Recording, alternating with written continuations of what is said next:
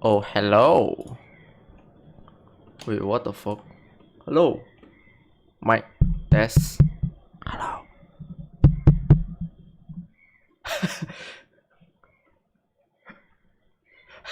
Okay, I know it's 13:05. I can explain. There was a traffic jam. And yes. Oh my god.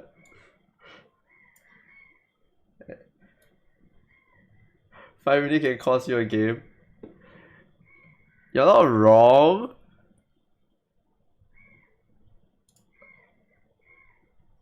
Hold on, let me just. Oh, hello. I didn't see you there. Today we're gonna be watching some replays.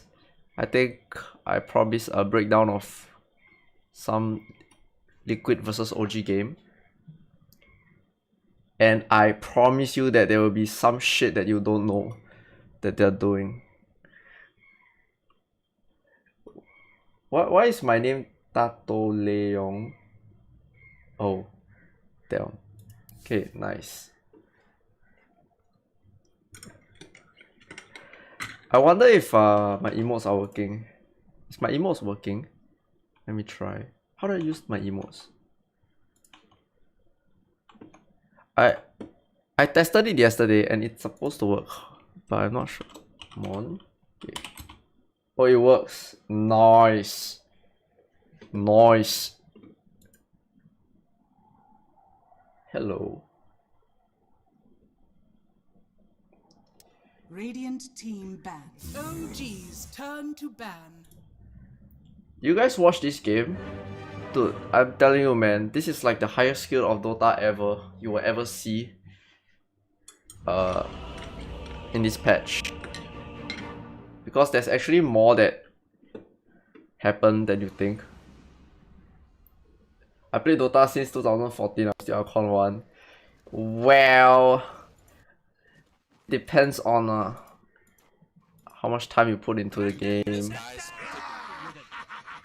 I played Dota since 2010. Still Crusader, help me. Okay. Alright guys, I know we probably lost This the game, but we can still do this. Okay. I think like if you're talking about rank and stuff, it's more of like your understanding in pubs and finding the best way to win in pubs. But if in a 5v5 environment, it's completely different. So whatever you see in this game might or might not be in pubs. The skills cap is a little bit like freaking over the roof. You probably won't ever get to this point of Dota. All my friends quit, only one left. Solid, yeah, you're the solid one. This was a really good series. This is a really good series. Okay, we're gonna start the game by looking at this freaking starting box, okay? Like, how would you have ward here if you are Liquid? No, sorry, if you are OG, how would you even have ward here? Okay, you see a IO. This is an IO Storm first to pick. Storm, IO is not gonna rotate mid. What IO is very good at in the early game is when your mid is getting gone on, he can TP and he can link and he can turn a fight. So that's what IO does. IO don't do anything. He doesn't run from top lane to mid lane. But Lion does. So what do he do? He plays the ward to scout the Lion. Like, how many of you actually think of like heroes that will kill you and like just pre-plan what you're gonna do with negative 15 seconds? This is like not something you do in pubs, right? But like bot, that's what they know. That's why there's a ward here. You do? Really? Anyways, we're gonna have Ember versus Storm. Who wins Ember versus Storm, guys? Who wins Ember versus Storm? I've never played Dota before. Okay. Thanks for kind Ember wins. I win, yeah, Thanks thanks. for kind and nice Storm words. wins. It's quite even, but Storm has advantage Thanks for kind and nice words. throughout the whole laning phase because he's range hero, and every time he Thanks pop for flame guard, kind and nice words. or Storm can always walk away and right click him from afar. And there are ways for Ember to outplay a Storm by getting high level of flame guard. There's two ways to do it, okay? You get high level of flame guard. You use Sleight of Fist to dodge the Remnant. And then you try to kill the Storm at level 4. If the Storm is kinda low, you can take a level in Searing Chain and try to kill the Storm. But it's not always the case. Storm can keep high and you're not gonna get the kill ever. So the other way is to max Sleight of Fist and spam the Storm and use it to dodge Remnant. You never see Storm win in pro games. Well, I bet only play Storm and get to freaking second place in Major, but Storm is a range hero and does a lot of damage. So, but okay, guys, this guy, how do you read his name? Anyone know how to read his name? I call him Bzm. You guys know how to read his name? Okay, I'll just call him Bzm. Okay. I mean, he has a very nice name called Hansha, but he decided that Bzm is the better idea. So okay, fine. Your name is Bzm now. BZM.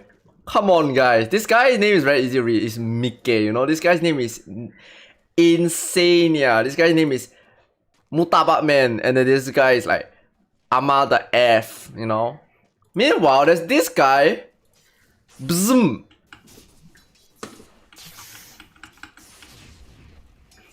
I'm joking, guys. Please do not hate me on it. Okay, anyways. So the lane starts. Both do you guys know what to do, right, in this matchup? So you have to go for range creep. At the start of the lane, you have to go for range creep. You say that's a sassy name? Dude, Bzm is even better. Anyways, okay, so they're gonna start with range creep, okay? Mickey, auto attack the range creep. Bzm, gonna auto attack the range creep as well. Both auto attack range creep. And, okay, I don't know if you guys gonna see. Okay, you guys can try to see what this Bzm guy is trying to do. Okay, he hit him. He hit him. He hit the creep. He hit the creep. And then he fall back. And then put the creep back.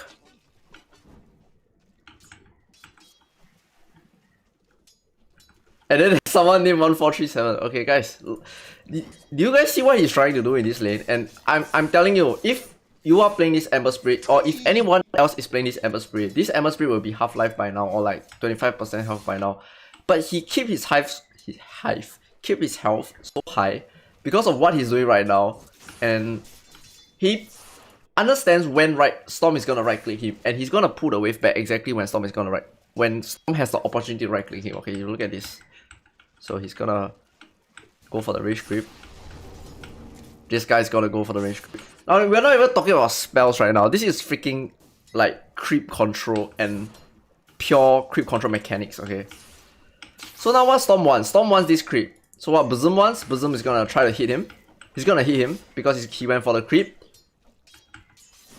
And then now all these creeps are low. Okay, he's gonna go for the CS. There are two creeps low that he wants to kill. And then the Storm is not gonna kill any of these creeps, right? These creeps are still high. It's relatively high health. He can nuke it. But this is the opening where Storm can right click him. So what he do is he understands that Storm is gonna right click him at this moment after he gets this CS. And then he put the wave back. He gets up the high ground. Is the tango. High ground gives you a miss chance. And then he evades the damage. And then now these creeps are getting lower. These creeps are getting lower. And then he started like going for the this Storm, when the Storm is going for this creep, the Storm cannot attack him, right? Because he only can attack one thing, right? So and while he's going for the creep, he's able to come forward and like, you know, contest deny, be a little bit aggressive. And then now when Storm, there's nothing more, there's no other creep Storm can hit. So what he do? He fall back and he draw the creeps back. And look what happened here. This creep is dying. But Storm wants to get this deny, right? And then Bzm is gonna walk up and is gonna go for this CS. And then now there's this creep that Storm is probably gonna go for. Probably gonna use a Remnant to get it. And now he's actually out trading the Storm, even though the Storm is a rage hero. Look at his health. Just by understanding when the Storm is gonna hit him and when the Storm is not gonna hit him, he actually out traded a Storm with an Ember at the first 2 level. Storm is kind of bad. It's a fight starter. It's like one of those opening picks that, you know, you can pick Storm no matter what. And it's very easy to draft a Storm in a captain's mode, but in a pub, I'm not too sure about that. Who is better late game potential? It also, like, you have to look at the enemy's team and how they kill heroes. But in terms of 1v1, they're probably not gonna kill each other in a late game. Melee is very hard to master. These kind of mechanics are also, like, available on the side lanes, you know. It's just that, you know, we don't do it that much as he's doing it. And if you look at this Ember, he's out trading a Storm. He has more health, he has more CS, he has more mana. And then he's gonna put the wave back. And now this is the part where they both get their botter, right? This guy has his botter, this guy has his botter. I know what I usually see, or what like most pubs actually do, is they go for CS and they just chill. Now, Bzoom, his botter is coming. Look at the timer, it's 2 minutes. What can he do now? He can use up all his botter charge, right? And before using up all his botter charge, what is he gonna do? He's gonna trade. He's gonna be aggressive, get him low. You know, he already used 2 botter charge. Ember's botter is still here, it's still full. So what he do? He be aggressive. Oh, get him low, trade health. Both of them are extremely low health. Now he's gonna bottle up. Oh, bottle up. Oh, look. You eat your water rune. You use 1 bottle charge. I don't eat the water rune. I still have 1 more bottle charge, and we have about the same health. Kick Mickey, guys. I think Mickey is a very strong mid laner. I just think that BZM outperformed him in certain matchups. And of course, you only practice, you know, like he was like playing carry, right? Or something, and then now he's playing mid. We need some practice to get to that level, you know. And I think BZM's laning is freaking crazy, guys. Why would Ember get Refresher? Because you get 10 remnants. Yes. 10 remnants is a lot of damage. It's 3000 damage. And you get to fly around and no one can click you. And you get double BKB, you get double 4 Slide of Fist in the late game, you get like double Flame Guard and yes. And that's how the lane goes, and that's how BZM like kind of even up this matchup. It's still kind of Storm favored just because he's range hero and he can like shove the lane easier against an Ember Spirit, but you know, he kind of even up the matchup by doing those little things. Radiant structures Okay. are fortified. That was not yours. We look at this safe lane. We have Snapfire Begins. and Dragon Knight versus Thanks for Troll nice and Lion. Who wins here? Radiant or Dire? In the lane, Storm should have the upper hand, right? Yeah, should have. Like, if they do equal things and not try to outplay each other, it's going to be extremely equal. So Radiant, right? Oh, that's so loud. What happened? Oh. Luis, long time no see. Thank you for the 9 months. Okay, anyways, so yes, Troll Lion is super strong. Okay, this is like one of those duo that you don't want to fight. So this is what this guy does, this Tiger dude does. He's like super smart about this matchup. He knows that. Okay, so usually what the boss wall does, your boss wall usually stands here, right? You start the lane here, you try to trade, and then you win your trade because you're position 4. You know, you're playing against like I don't know, some Terrorblade stuff, I don't know, whatever. But this Lion throw, if you're standing here and trading against Lion, you will always get hit, stunned into slow, and you take a lot of damage. And you'll probably like lose half your health, okay? I've seen Insania like freaking kill someone from 0 health straight up. That's 0. From 100 health, you know, 100% health to 0, just because they have the stronger duo. So what does Taiga does?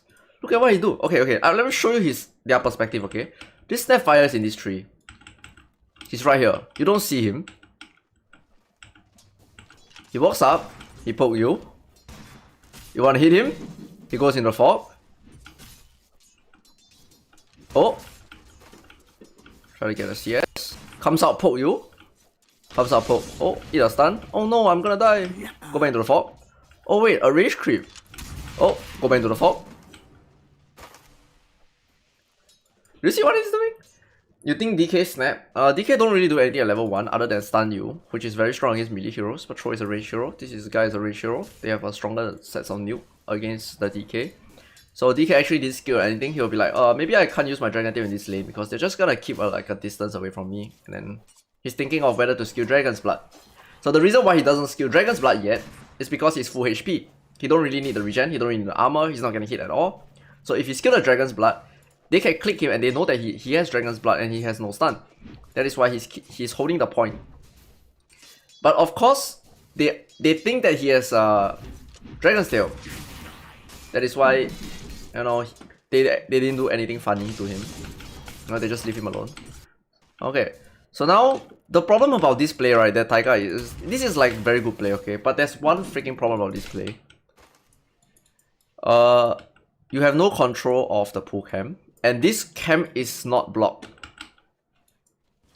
So Insignia can actually stack pull this. Okay, this camp block. He body blocked this camp, and this camp is not blocked. So there's always pull potential. And he recognized that. He's like, oh shit, the line is over there. So he's gonna come over here. He's gonna get some CS. And then he's gonna contest Insania over here. So let me open up the vision. He's gonna come out. He's gonna put a sentry to block, which is a bit late. You know, you generally want to block it way earlier. So Insania later, he's gonna do something freaking amazing, okay? So they're gonna push the lane. You can see this Snapfire taking a lot of damage from the side. Okay, this is why he didn't start on this side. Look at how much damage he took. This is why he start on this side and not on this side. And this is something that I think you can apply in your games for sure. Anyone can do this. If he started here, this is what's gonna happen to him in the first wave. Okay, this is what happened to him right now because he tried to block this camp. Kinda late, but okay, he took a lot of damage. And now it's stack pull time. So Insania is gonna stand here. And then Matumame is gonna push the wave. And because he's pushing the wave, the DK cannot rotate over here. And this is another like cheeky little play that you want to do when you're pulling creeps, is you want to deward the wards just before the pull and not deward it like maybe like 1 minute or 1 or something. Because if you deward it early, they're just gonna come and block it. But if you deward it directly on time, by the time they come and block it, you already got off the pull, the camera already spawned, you already got off the stack. So this is like always winning if you just wait for the minute mark before you pull. So he did this freaking cute play. Okay, he unblocked the cam, he stacked the wave. So he unblocked, he stacked, and he blocked at the same time. Boom. Magic. Now this is the weakness of OG now. They have a stack, and the wave is pushing. So Taiga has to be here the whole time to contest this stack. If not, this guy is gonna pull and deny the entire wave. Which means this guy cannot help ATF. ATF is gonna have to farm on the tower because Matumame is pushing the lane. So what Matumame is gonna do is he's gonna try to push this lane and isolate this Snapfire. And he definitely don't want to run to the Snapfire right now, right? If he run to the Snapfire right now, he's gonna waste his time because Snapfire is just gonna run away. So they have to bait some kind of situation where this DK cannot help the Snapfire while this Lion is pulling the camp, so that this Snapfire has to be here to stop the pull. Okay, so what Matumame does is he's gonna push this lane.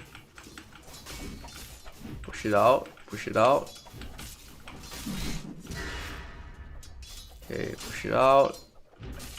Snapfire is here. Lion fall back a little bit. Okay, it's gonna be pull time. About this timing. Okay, so he's gonna walk over and pull. And then Taiga has to be here to stop the pull.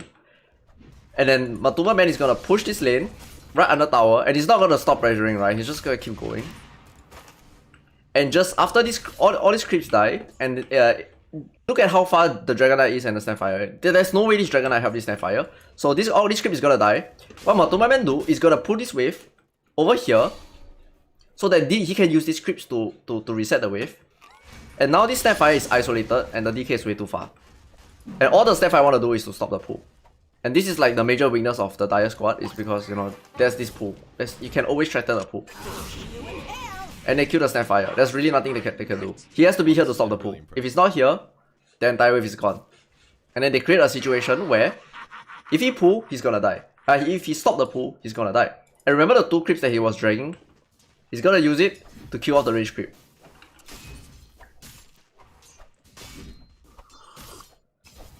You're watching a game of chess. Yeah, it's like exactly like a game of chess. Don't hang your pawns, man. Radiant Okay. structures are fortified. So now the wave is gonna push back. Look, pull still happen anyways. This is the weakness. Now ATF is gonna lose 1 wave because of this pull. And Matuma Man brings the wave back here. So this safe lane is completely winning. Like, they don't even need to kill anybody. I mean, they threaten to kill this guy, eventually kill this guy, but this is safe lane is really completely winning.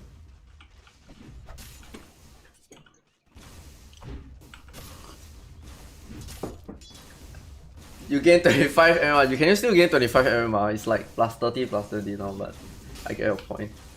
I don't know if you can execute this in pubs though. This is like very, very high level creep control. Okay, now let's take a look at the top lane. Okay, now this is another counter matchup where 30 seconds I think OG played against Secret, ISSS was playing Pango, and Yuragi is playing TA. Okay, Yuragi. Okay, TA shits on Pango wherever Pango go. Okay, if the Pango is mid, TA goes mid, TA will shit on the Pango. If the Pango goes top, the TA goes top. The TA still shits on the Pango. Guys, look at Zai's starting item. Have you seen this?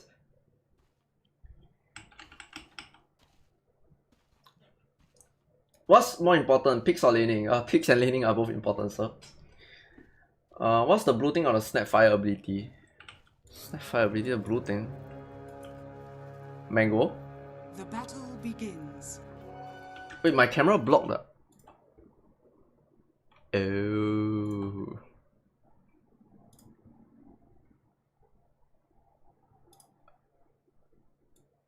Oh. Oh. Hey.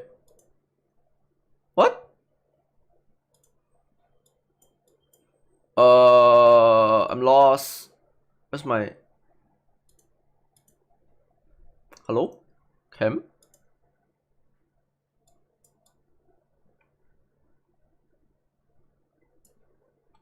Now it's good. Oh my god, where's my freaking cam? Where is it? Where'd it go? Oh my god.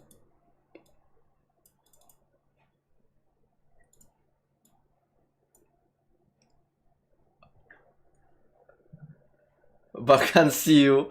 You guys don't need to see me, right? You guys really need to see me. How do I move this up? What?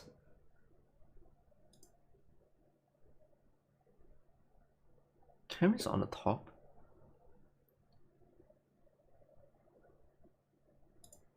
Oh, not that one. Oh, not that one. Wait. How do I do this? It's gone. I can't. Magic.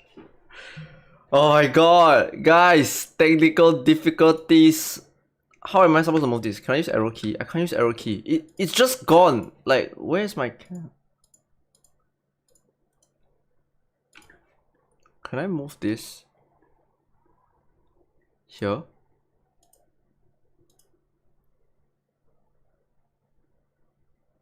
Wait, what?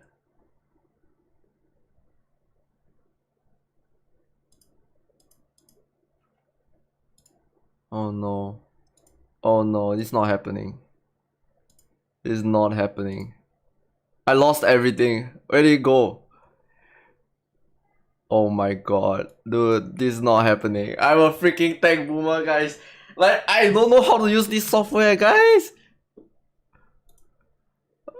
Like, I spent 2 hours figuring out how to post on Facebook, guys. I can't do this right now, guys. My brain can't do this. Delete? You get hacked? Bruh. Okay, let me remove. Wait, how do I add? Okay, remove. Oh shit. No, can't remove. Oh god. Oh god. Oh, am I back? No, I'm not back. Oh my god, what do I do? Streamer. You need to drag the cam above the game capture. It is above the game capture. Yeah, it's above the game capture, but it's gone. I put it above anything else. It's number 1 in the freaking source. There's a line, but I cannot click it. It doesn't move. I think it's bug. Guys, it must be bug. It's Streamlabs. Guys, it must be bug. The eye is open. The fit to screen. Oh my god, I'm back, boys. Hello. Where should I be? I should be here, right? Yeah, boy, I'm back. Okay.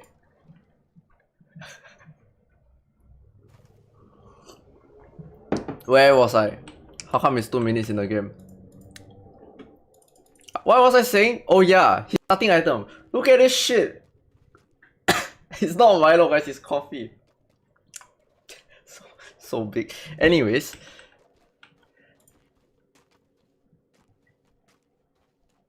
Not Ring of Protection or Cooling Blade. Wraith Band. I mean, like, he can get a Ring of Protection, but the Ring of Protection is not like gonna build into anything, right? He just get the stats or whatever. He wants the stats anyways, and then he just built this Wraith Band. And okay, so like usually you want the Quelling Blade, right? But specifically this lane, he don't actually need the Quelling Blade because he's against a TA, and all he wants to do is to shove the lane without taking a lot of damage. And Uragi comes into the lane and saw this freaking Wraith Band. And suddenly he's like, wait, should I even take Mel level 1? Okay, this matchup is very simple. You take Mel level 1, you walk up and you hit him with Mel level 1, okay? So who is supposed to win here? Like, okay, this is a very weird matchup that you will never ever see, but who is supposed to win this matchup? This is 2v2. It's quite hard to gauge, I would say, but generally TA will win against Pango, right? But now this lane is all about lane control. Can't see Theta animation. Okay, it's up now. Okay, so this lane is all about creep control, okay? So if the creep wave is over here, anywhere here, and the Dire is over here, they are going to die. Because it's IO and Pango. You'll see how it happened later. So what Liquid wants is to bring the wave back here. How do they bring the wave back here? Can they pull? They can't pull. There's a bunch of stacks here. A bunch of... It's blocked, so you can't really pull. So the best way to get the wave here is to push the lane. Get it under tower. And push the wave back here. So what OG wants is to equalize the wave and make sure it doesn't go under tower. And it's not as easy as you think, but it's freaking high skill. Okay, we watch from the start, okay? It will take them 3 minutes to bring the wave back, okay? It take them 3 minutes to bring the wave back. Which I think in pubs, you take like first wave. You know, in the first wave, you'll bring the wave back, okay? But how OG play this, it will take 3 minutes for them to bring the wave back. Okay, so start the lane. Go for the range creep, drag the wave back. immediately shove the lane, kill off the range creep, go for the trades. Now, if Uragi takes Mel right now, he will take a lot of damage from the Pango, just because if he go for this hit, okay, he's not gonna use Mel and trade with him, because if they both right click each other right now, if he continues trading right now, this creeps will attack him as well, so he will win the trade. Okay, so now they push the wave. So Misha understands that, oh, this is what they want to do. They want to push the lane. And look at what this Shadow Demon do. Okay, he has disruption level 1. He comes in, he saw his TA get hit. Okay, he don't panic. He auto attack the range creep. Equalize the wave. They want to make it 3-3. Disrupt him and hit the range creep together. They got a deny. Boxy got a deny. And then they try to equalize the creeps, and then they bring the wave here. Slightly a little bit under tower, so the tower kills off one creep, and they equalize the wave right now. Okay, wave number 2 is still equal. Now this creep wall actually went on the tower. You see what Uragi does? Let me show you his perspective. So you CS. Oh shit! Creep go on the tower. Look at his arrow. Look at his cursor. He attacked him once, and he bring the creep out of the tower range. Okay, equalize the wave. Wherever I go, I feel your presence around me. Okay, this is gonna die. He's gonna disrupt him. Try to go for denies. Hit him once. Hit him twice. 2-3 creeps here. These 2 creeps is very low. It's gonna get denied. Zai understand that he has more creeps, so he's gonna fight back a little bit, and then gonna deny. And now the wave is get equalized, and then this Uragi, oh, I have 2 range creep. What do? I put it back and try to go for the deny.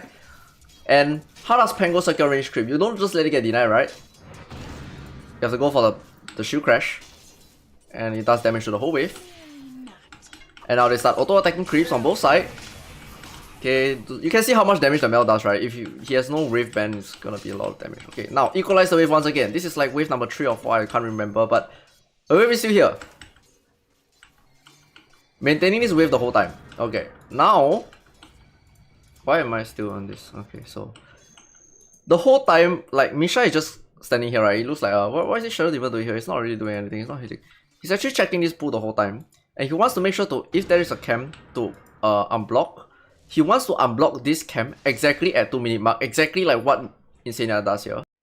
He wants to time the D-ward exactly at the minute mark. Okay, so it doesn't get unblocked. And then Boxy understands that. He's like, alright, I'm gonna come here and try to block it, even though there's no camps, just in case there's a camp and they can like fake it out, mind games it out. But there's no camp, and then they trade. Make sure there's no stack happening, and then go back. It's very important to prevent a stack, because one stack is gonna ruin your whole lane. And now next wave comes in, nukes the wave. This wave go back. This creep's gonna die. This creep get kills under tower. This creep is gonna get held here. Oh, the wave is finally back. But no. Misha, oh, the wave is out. Okay, I'm gonna pull. Alright, gonna pull.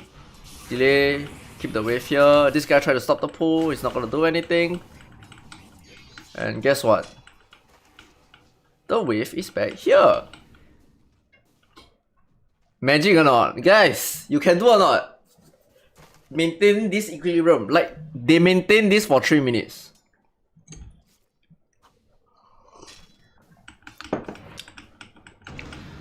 I hope Pego don't always win, I would say. Like, you have to get the wave out in order to win. But okay, now the next thing is I want to show you guys how you can see kills, right? Remember when I told you guys that you can calculate how much damage? Okay, not really calculate. Like, you can do a lot of damage as long as you have space to chase the enemy with movement speed and slows. This is exactly what's gonna happen in this lane, okay? So right now there's a lot of creeps, and the wave is finally gonna get messed up. You know, they try to go for this range creep, and because they went for this range creep and not deal with this first, this wave is gonna get hit under tower and it's gonna push out. And look at the wave. Okay, so now there's no pull camp because IO blocked it.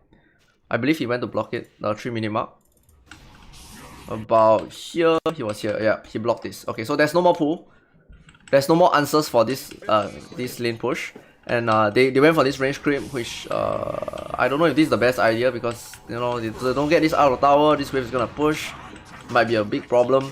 Okay, so now this wave is gonna come out all the way back here, and they're gonna control the wave here, right? No, that's not what they're gonna do. They understand that they can kill the enemy because they're so far away from the tower. You look at how Zai and Boxy play, man. This is freaking... They see the future. Do you guys watch One Piece? You know, like there's this Haki thing, you can see the future. They see the future. They know that these people are gonna die. The moment they walk out here, you know? This is the freaking dead zone. This Misha uses this spell, what do you call this? Shadow Poison from this area. He knows that he's coming here. He ignores the creep and immediately go for the kill. This guy has freaking 400 health. And he's like, oh, you have 400 health. That's not enough to survive. And they go for the kill. From here to here, they kill him in 400 health. And that's because like their Pango IO. Like if stronger combo can do even more damage to you. Like they might be able to do 800 damage from here to here or something like that. So this is why the wave like this is it's very important to keep the wave here. Either you keep the wave here or you Omega shove the lanes here. So that the enemy has to CS under tower and you don't get hit by the enemy. But their option was to keep the wave here. Just because if they walk out here, they are gonna die to this combo.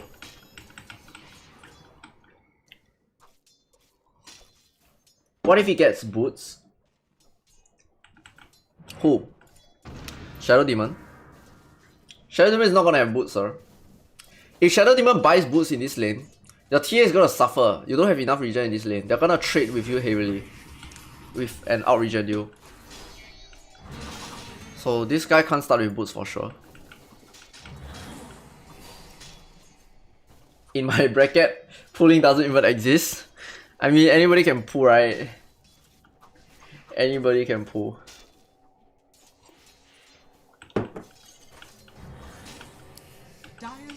This lane is all about laning. Exactly. Okay.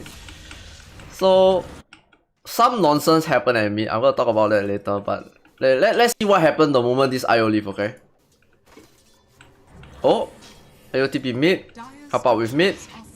Immediately recognize it's a 2v1 scenario and immediately go on him. Look at this. Boom. Hit him. Hit him. Hit him. Have any of you like... I mean, okay, you definitely have seen this in your pubs or like... whatever games you play, right? You know, somebody left the lane and you are just passively hitting creeps here as if nothing happened. This is what happened when you leave the lane. Okay, they punish you. Like, the moment your support leave, and it's not... If this guy leaves secretly... Okay, he TPs in the trees or whatever. They would have... I don't know if they would have done this or whatever, but if they TP openly, they know that it's 1v2. Look at them. They immediately go for a kill. They freaking hit him, chase him, hit him. Chase him, hit him, chase him, hit him. Boom. 500 damage. Gone. Dead. Alright guys, I know we probably lost this game, but we can still do this. Money changes hands.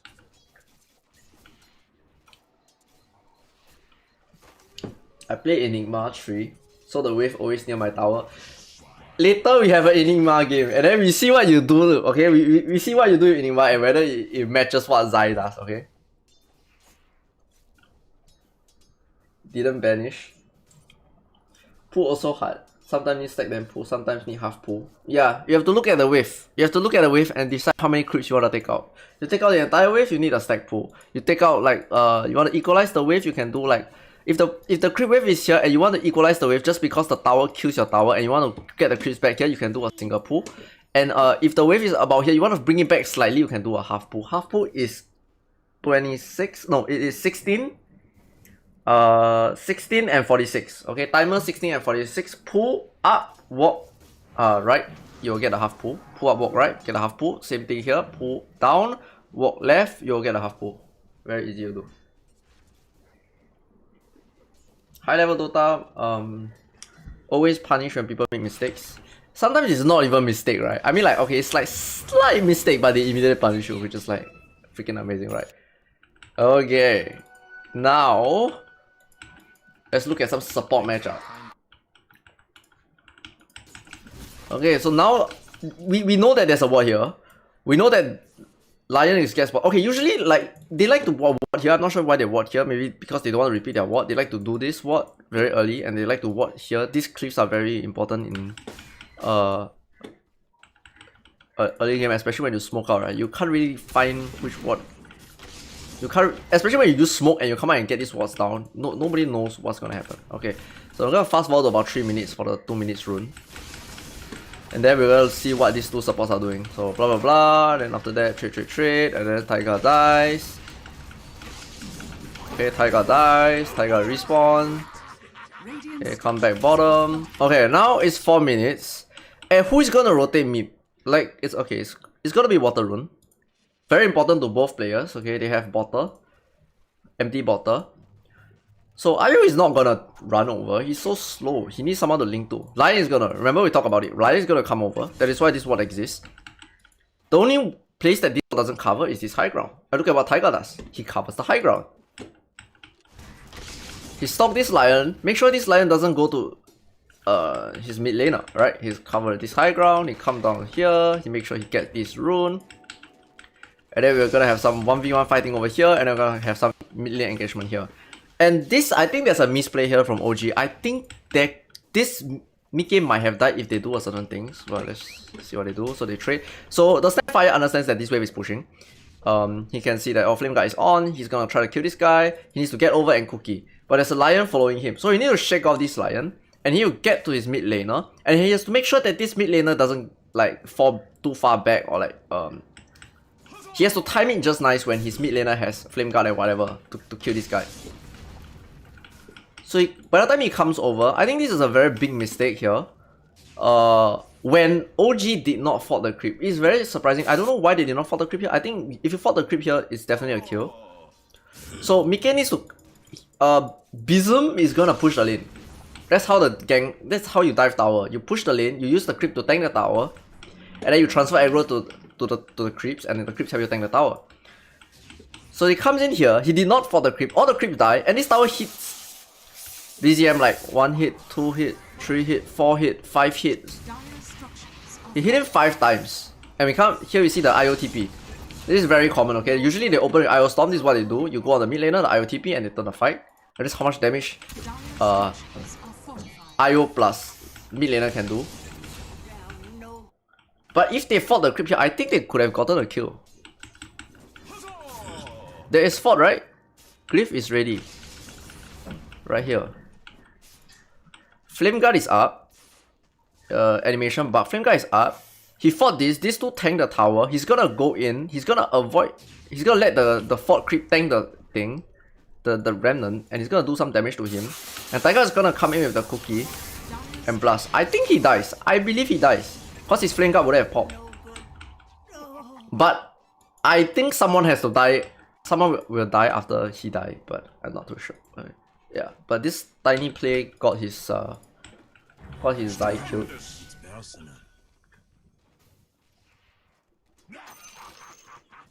Alright guys, I know we probably lost this game, but we can still do this. What to do if enemy has 2 range creep? Enemy has 2 range creep means the lane push towards you, right? Means you get to farm.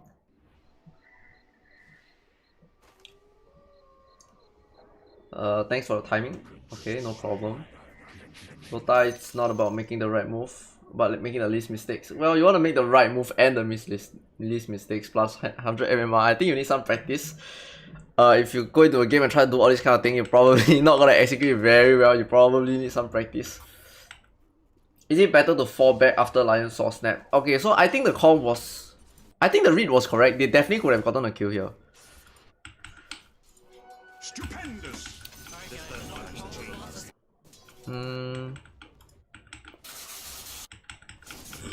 There's a bit confusion. Maybe he could have ignored the Lion here, but if the Lion is chasing him with the stun, it's kind of awkward. Maybe you should have hit this guy and get nearer, but there's Flame Guard on, which still lasts for quite some time. If he fought the creep will tank this Remnant, and his Remnant wouldn't have popped. And Flame Guard. The Flame Guard wouldn't have popped.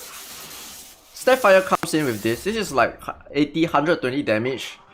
120 damage, 190 damage, 190 damage. This guy would have died.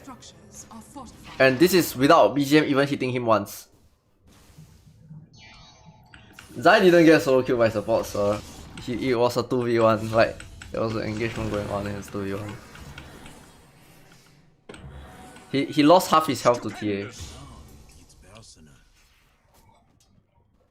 Was it worth Pango being left alone to TP mid? I think it's worth it. Like okay, maybe it's not worth it, but let me think.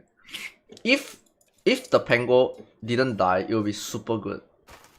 Like maybe it's a little bit too aggressive, he overstepped his boundary, but you can see how fast they recognize the kill, right? This Pango is full health, He's full health, okay? 720 health, but he got chased from here all the way to here, and that's enough damage. That's enough 720 damage. It's full health here. Okay, he TP'd out, immediately recovery. Oh, wait, what? Hit him once, hit him twice, melt him, he lost half his health, hit him 3 times, lost half his health, and the other half is settled by the Shadow Demon poison. Boom, boom, boom, and then he died. Okay, moving on. I think it's probably worth it. If Zai survives, it's worth it. He saved his mid laner, he almost get the kill at the mid laner. But this is the next play that's freaking, like, Taiga is so good. Okay, look. So he responds, he comes mid, sentry bot side, sentry top side. Guys, which support do this for you? Checks for ward, knows that there's no ward. This creep stopped chasing, so there's definitely no ward at the bottom lane, bottom side. Look at this. He knows that he doesn't see him.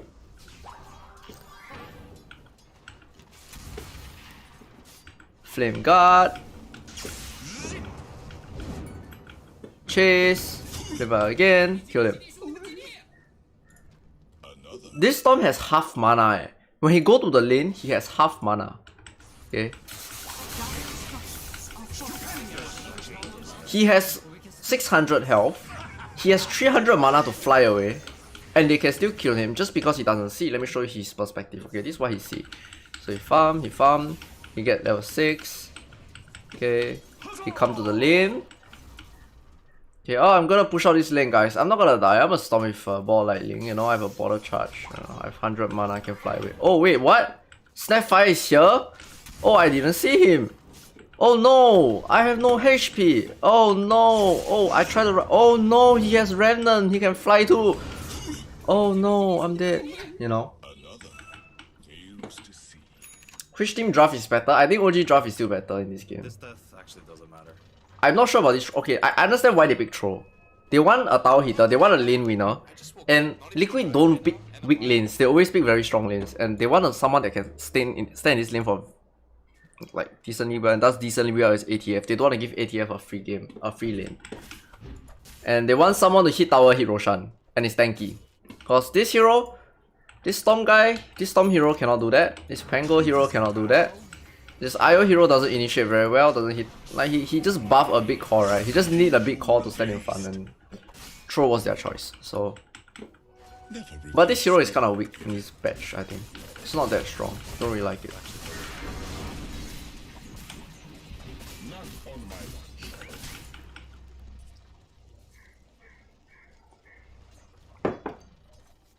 He using Fairy Fire. Who is using Fairy Fire? Not worth. IO loses TP money and time and lets Tango die. Also steal EXP from Storm. It's very hard to say like that because like when the engagement is happening at mid, right? You have to like split second. You have to understand. Okay, my Storm is gonna die. I need to help my Storm. You know, and your Storm is your tempo. You need to help your tempo no matter what. And they save him. And they didn't expect the Pango to die. They expect the Pango to survive because he's full HP and he has 2 ways to run away. But it is just OG recognizing immediately and doing damage to him immediately. So I would say they win. I won't say top is a win. It was completely winning to completely losing. But the next play is going to be, I would say, is going to end this game right here, okay? So, after they kill the Storm, BZM gets a rune. What does the Storm want to do when he responds? The Storm wants to TP to a lane, and ball lightning, and press bottle because you get free bottle recharge from TPing, right? So BZM has a rune. And where's the Storm gonna TP?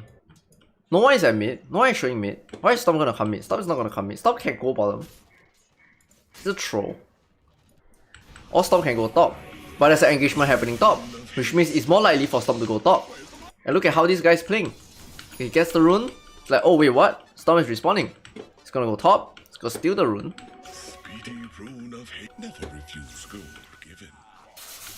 And there's an engagement happening. And he has a haste rune. And he comes in and wipe them out.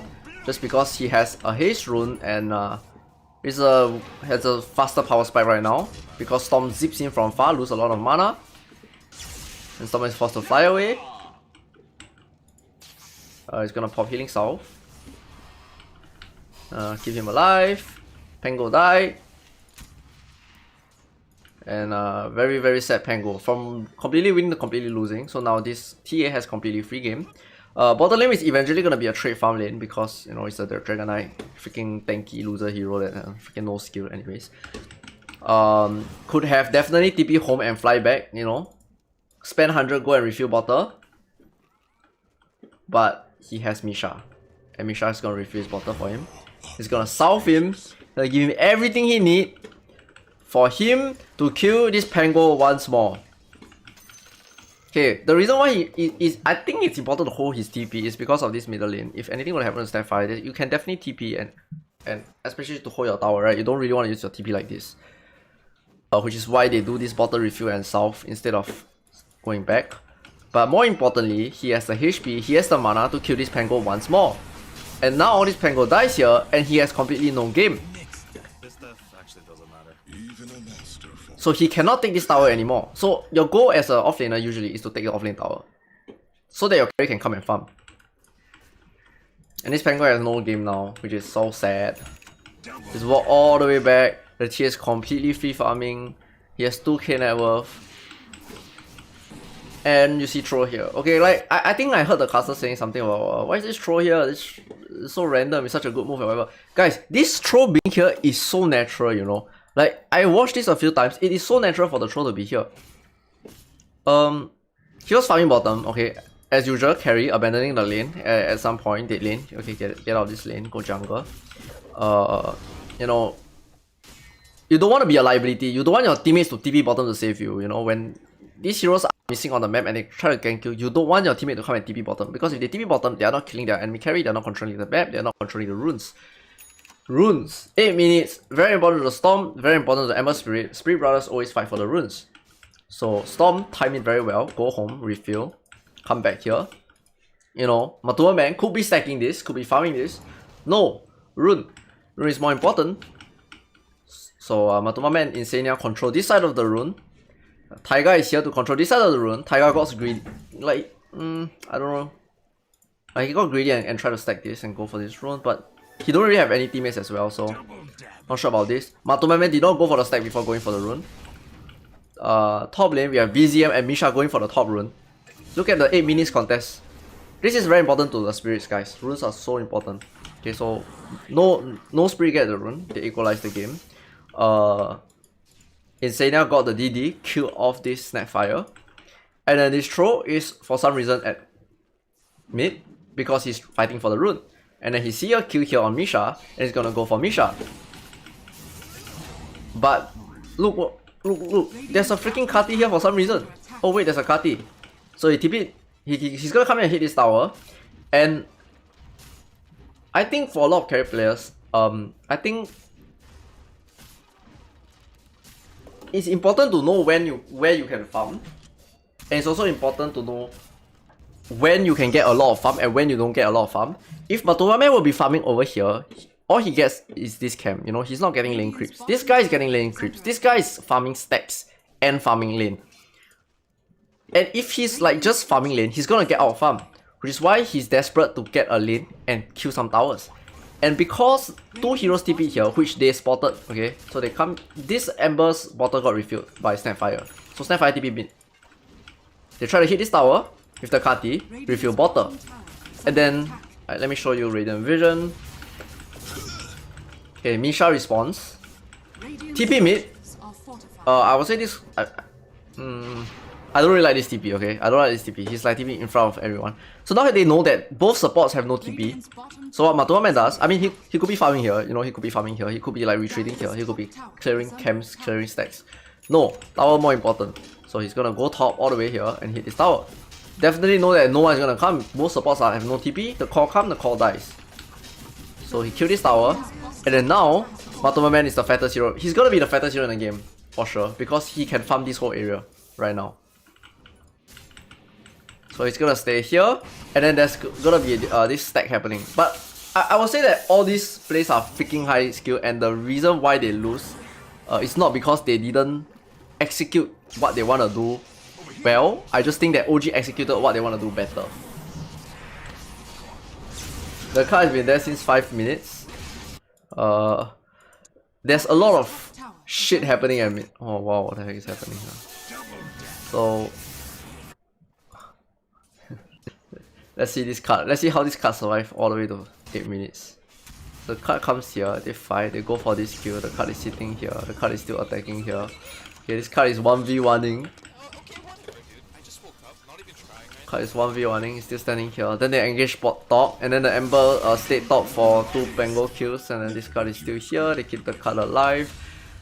Holy shit, both cards is still alive. 60 minutes, the both cards is still alive. And then they fight here, fight here, fight here. And then the Pango dies, the Pango TP back. Card is still alive, card is still alive. Tiger is here. Pango TP top. Ember engage top. Card is still here. 7 minutes. Okay, Storm go back and refill mana. TP back, fight for this rune. Card is still, holy shit, this card is a god, man.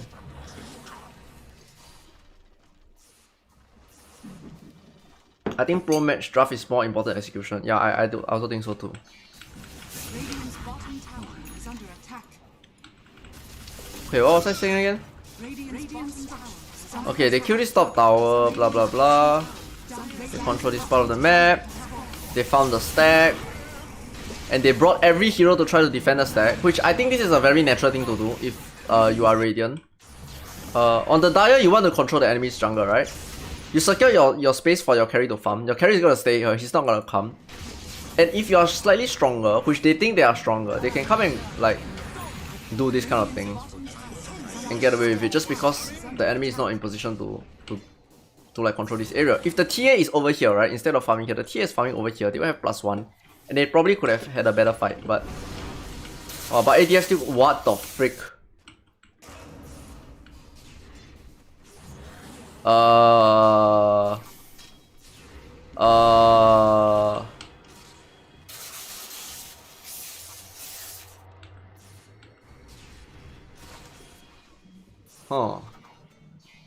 Gang creep, guys.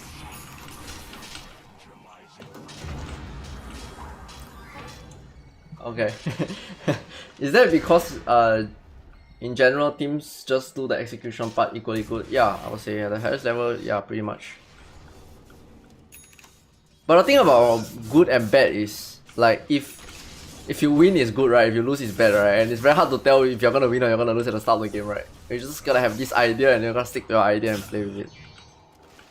This poke damage from Ember is just so much damage actually. Agent Storm. Guys, he made mistake. It's okay, guys. We're gonna make some smoke plays. Okay, and then they farm. Later on there will be one play I remember that I would say that end the game right there. Okay, maybe not outright end the game right there, but it just swing the advantage. Heavily favor OG. Is when okay, so this play happened.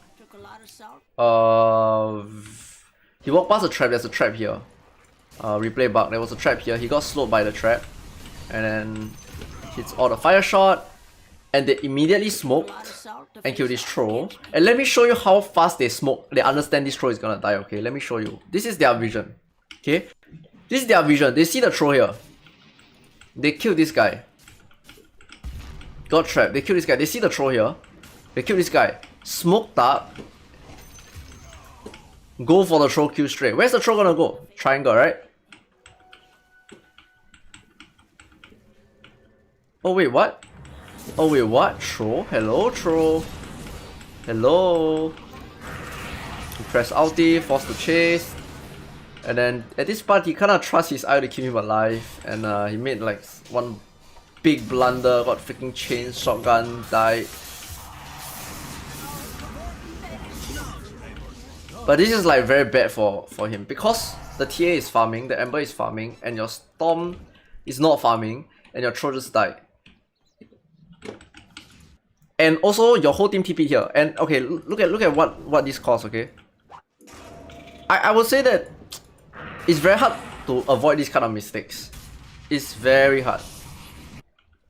Like you wouldn't even like, maybe you're looking at your items or like you're looking something, or like, oh shit, I took the wrong path and I died. I was initially gonna go here to claim my stack and they are gonna smoke her anyways.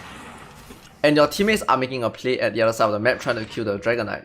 So usually the Radiant don't ever come back here to play, and this is like the reason. You're gonna lose the top half of the map. They can smoke and attack your top half of the map if you make this kind of play. So they kill ATF and they go for this play at the same time. They killed ATF, which, okay, fine. Your off lane die at the off lane. Fine. Your carry wants to kick creeps, and then they jump on this guy, and then this guy TPs here and farm this lane. Then now we are gonna have mass TP, okay? Ayo's gonna TP here. The Pango is gonna TP here. They're gonna go in. Storm is gonna like use the rest of his mana, try to make a play. Okay, not really all his mana.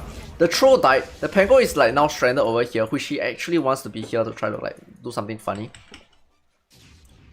Or maybe like around here. But now he has no carry. His carry just died and the carry is forced to TP back to this area where he don't feel safe anymore. Well, this guy is just freaking farming. Radiant's bottom tower is under attack. And the net worth is going to be like, oh shit, it's going to heavily favor OG now. And he's just gonna get kited for the rest of the game. Just because he's not super ultra fat. I think this is like the main problem with Big Troll. And you go Battlefield, you want to be super ultra fat before the carry has anything. But that one mistake like caused him to lose control of this entire top jungle. And the TA just outfarmed him. He hit his timing earlier than this Troll, and this Troll has nothing. And I also don't agree that I don't like this S and Y purchase. I think against TA you want a Manta style. ATF died, yeah, he died. Why is Misha TPing to bait the Troll? He TP'd, I'm pretty sure that was like a little bit tunnel vision. So at this part, okay, he smoked. He walked all the way top. Kill this guy. Engage is happening bottom. So if they don't find the Troll here, he wants to help the bottom lane. So he was looking at two parts of the map at once. He was looking at bot. Do I need help? ATF? I TP now. They press roll, I TP. Then suddenly BZM is like, hey wait, throw here, throw here, throw here.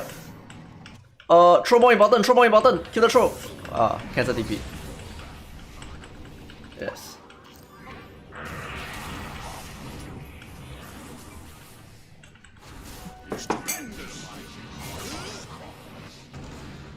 More about team matching according to TI winners.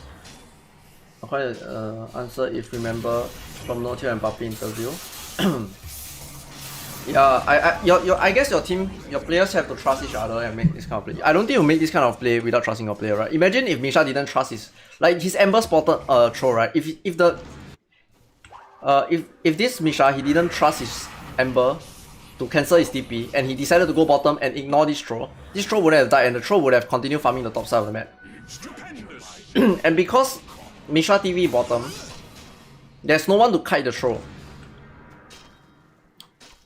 So I'm not sure what's going on behind the comms, but this is like one of those things that I can say after watching the games, you know, but I don't know what's going on behind the scenes.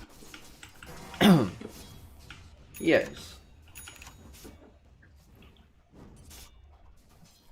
All these analyses made me want to play the game now. When I play, I forgot to think about these things. I think another reason why they can do these kind of things is like they have very good mechanics. And they do a lot of things like based on muscle memory. Like when I play Dota or like when we look at the map, we just constantly look at the map. We see where we can go, where we cannot go, and then where we can farm, where we cannot farm. We look at the map, right? That's like muscle memory. And you look away from the map for 1 second and you die. And then if you don't practice like your habit of looking at the minimap and you just keep looking at the hero, looking at the cosmetics and stuff, and then you're gonna end up having to manually think of doing these kind of things before you can think of strategical things, you know? Greetings from Germany, hello. Okay, we're gonna go farm. Okay, I think at this point this game is actually extremely hard. Just because they don't have the damage anymore. Pango don't really do that much damage. He kinda wanna initiate. He wanna lock down with his blink. And Storm, he don't have as much damage as the other spirits. He's the most elusive out of the other spirits. He has the most solo kill potential. But in terms of team fight, he's a very single target hero. This guy is single target, this guy is single target, everyone is single target at this point. This guy his job is to buff the troll, right? But the troll can't really carry this game because of demonic purge, you know, and Radiant's stuff. middle tower is under attack. So it's kinda hard. Radiant are scanning. Dire are scanning.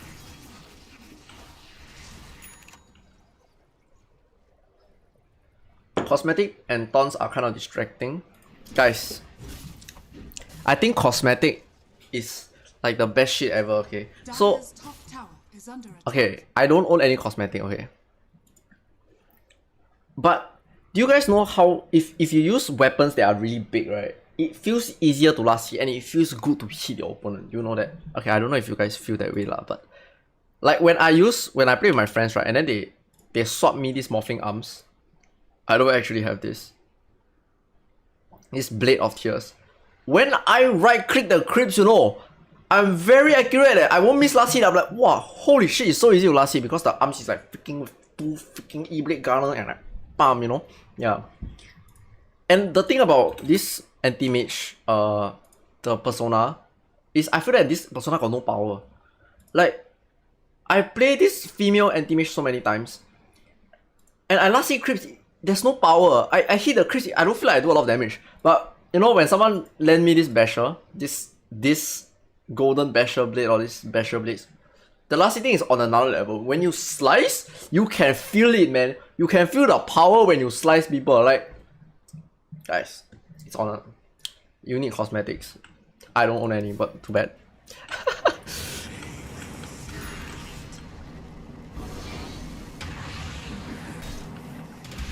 Morphling's arms so little, the Blades of Tear helps a lot. Exactly. Pay to win, guys. Exactly. Okay, this is like the last fight I'm gonna talk about in this game. Then we move on to game 2. This is a freaking horrible fight for who? For Liquid. Okay, why is this the case? Now, this troll has a Battle Fury. He has a Blade of Evans. This troll doesn't do anything, okay? So right now, he's just slight right clicker. I would say that this Lion is probably gonna be more impactful than this troll in this fight at this moment. Anyone else is gonna be more useful than this troll. This troll don't really do anything. This guy has a Dazzle. This guy has a blink. You know, his blink is freaking flying in right now. Okay, see this? This is his blink, okay? His blink is flying in right now.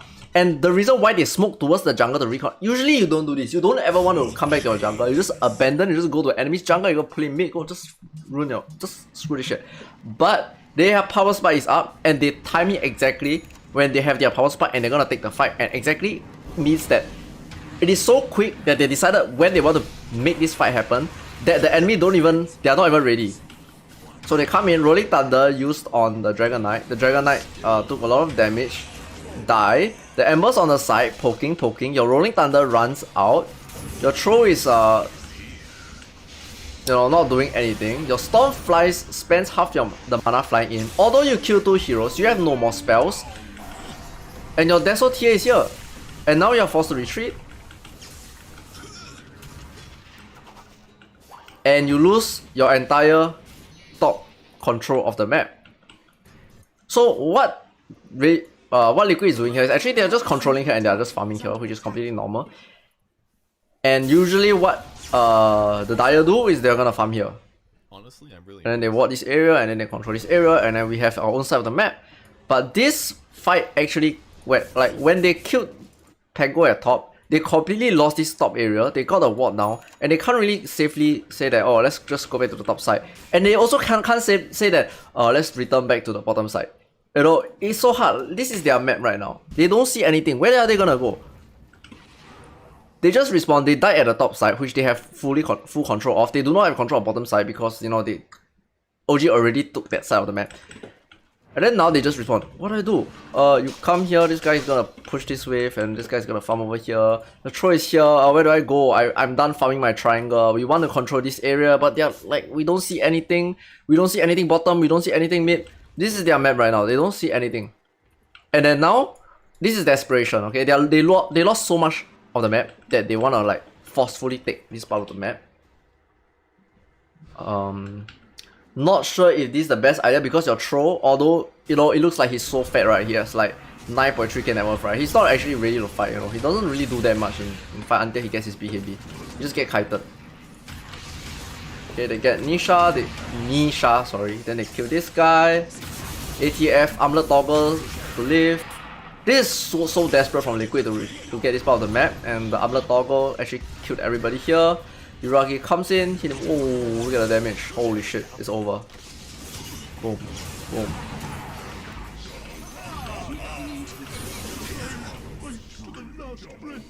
I would say in a pub game, at this part where you get team wiped twice, okay, not really twice, this is like you lost your Pango, you lost this control, you come back and then you get team wipe here, and then they take the Roshan.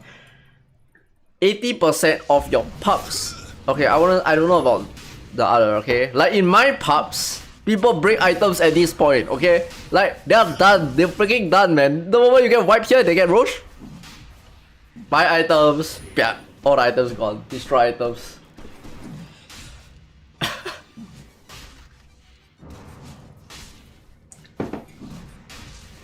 IO balls, I haven't seen before. I'm not sure anymore because they keep changing things like without us knowing.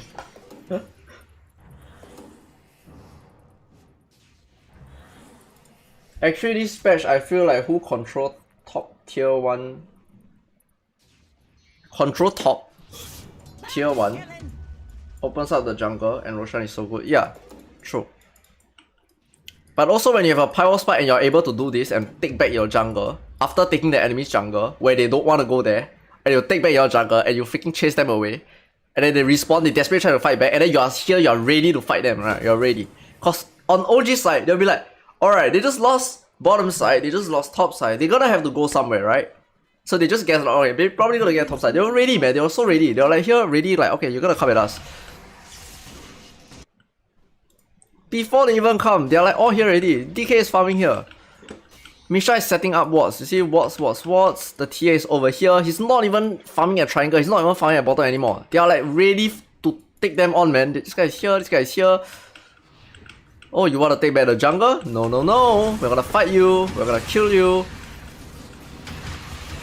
And oh, I'm telling you guys play Pango versus TA is so sad, you know. Like when you are rolling and this guy just freaking kills you while you are rolling. Look at this Pango, he's full HP. 1 hit, 2 hit, side blade, side blade, side blade. Oh my god, he lost all his health from freaking while he's rolling.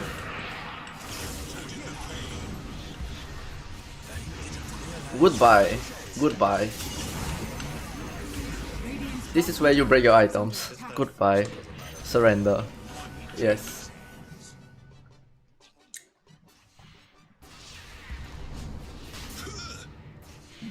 I would say control top is one thing, guys, but like sometimes if you forcefully try to take back this jungle from the Radiant, even though you're not ready, and you die, you're gonna give away Roshan. So like, it depends on heroes also and like the cost.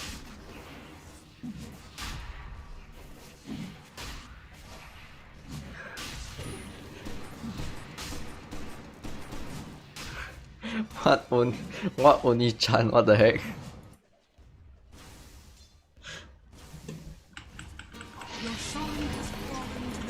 Okay, this is pretty much GG, guys. I don't think there's anything they could have done here. Gonna get outscaled. Is there any other things to talk about? I don't think there's any other things to talk about. They are Roshan, they control top side of the map, they control bottom side of the map. The troll is so afraid. Look at Zai, he's just standing here AFK trying to guard the troll. You know, he don't dare to farm top. And then like they desperately try to get the map back. There's really nothing much they can do. The Storm don't even dare to do anything right now. Wherever they go, they're just gonna get outnumbered and die. GG. Hello. From the Philippines. Hello.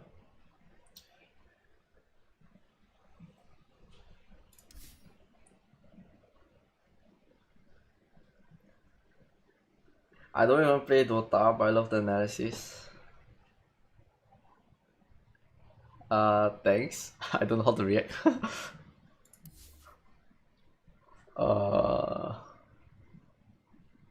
Can you help us analyze EG versus player? Oh my god, guys, don't do this to me, guys. OG's turn to bat. Hello. Okay, guys. Now, game 2 is the most freaking one-sided game you will ever see. Holy shit! Can we just say Yuragi has a 70% win rate on SF? How am I today? What is... I am good today. Yes, that's the answer. Yes. I am back. Hi, back. Okay, OG versus Liquid game number 2. We have a Shadow Fin carry, no race, pump stats. Thanks for kind and Okay. When this happened, people are telling me that this is freaking broken, okay? I have never seen anyone win with this impulse before, okay?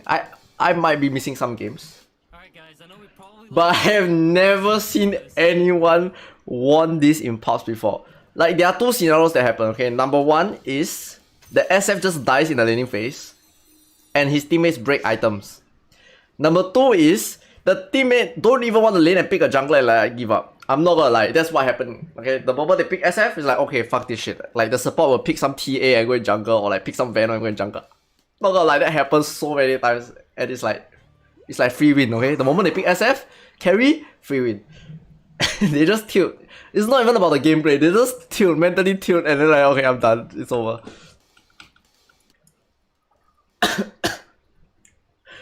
It's trending now, physical.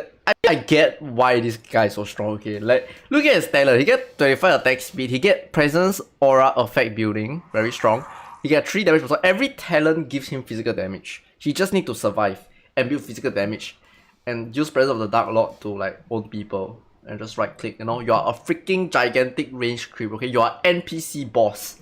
NPC. You can A-click, okay? When you are Omega Fat and the enemy has no items, okay? You can A-click the ground, you shift A-click, A-click, A-click, A-click to your enemy base, and then you just go take a shower, and then you come back, your whole enemy team die. That's how they want it to work, okay? But it's not always gonna work like that.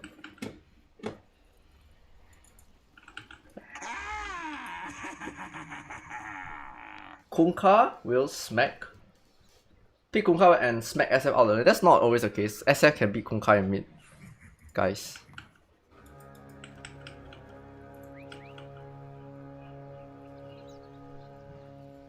And he goes no coils as well. What do you mean no coils as well? Okay, guys, this is the example that why they pick this. Okay, so they have minus armor. They probably have minus armor on this guy eventually. Okay, we have minus armor on this guy, minus armor on this guy. So we have Presence of the Dark Lord level 1, getting Matumba Man to 0 armor, Gush minus 3 armor, he has negative 3 armor, and he just get right click to death. Okay, this is what they want. This is the ideal scenario that will happen if they play alright, okay? This is how they kill freaking Matumba at level 1 with pure minus armor.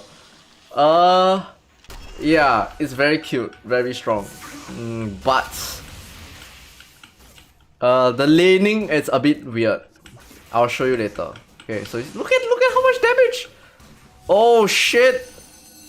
I have 700 health, but I just dies in 1 gush. Okay, SFTV bottom. Before that, let's talk about this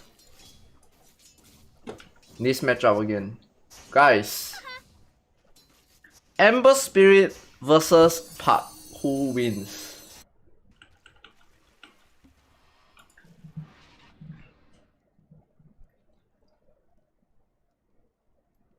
I want to hear you say magic in real life. If there's a magic moment, I'll say magic, okay?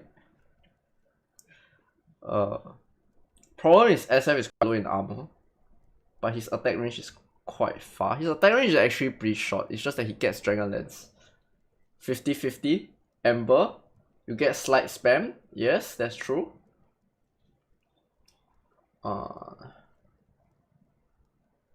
There was a game where carry SF went 0-4-4-1 and he lost the lane because he literally a ranged creep with more damage. Yes, exactly. This is what always happens, guys. This is what always happens in the pubs. He's a freaking big ranged creep that does so much damage. He gets stuns and he dies. He's a freaking, like, there's no nukes, there's no burst, there's no like outplayer anywhere. He's just a freaking big range creep. 50-50. How do you play this matchup? Do you guys know how to play this matchup? Okay, Ember, from the Ember's perspective, right, very easy, right? You just slide a feast, yeah, freaking mess with the park, slide a feast.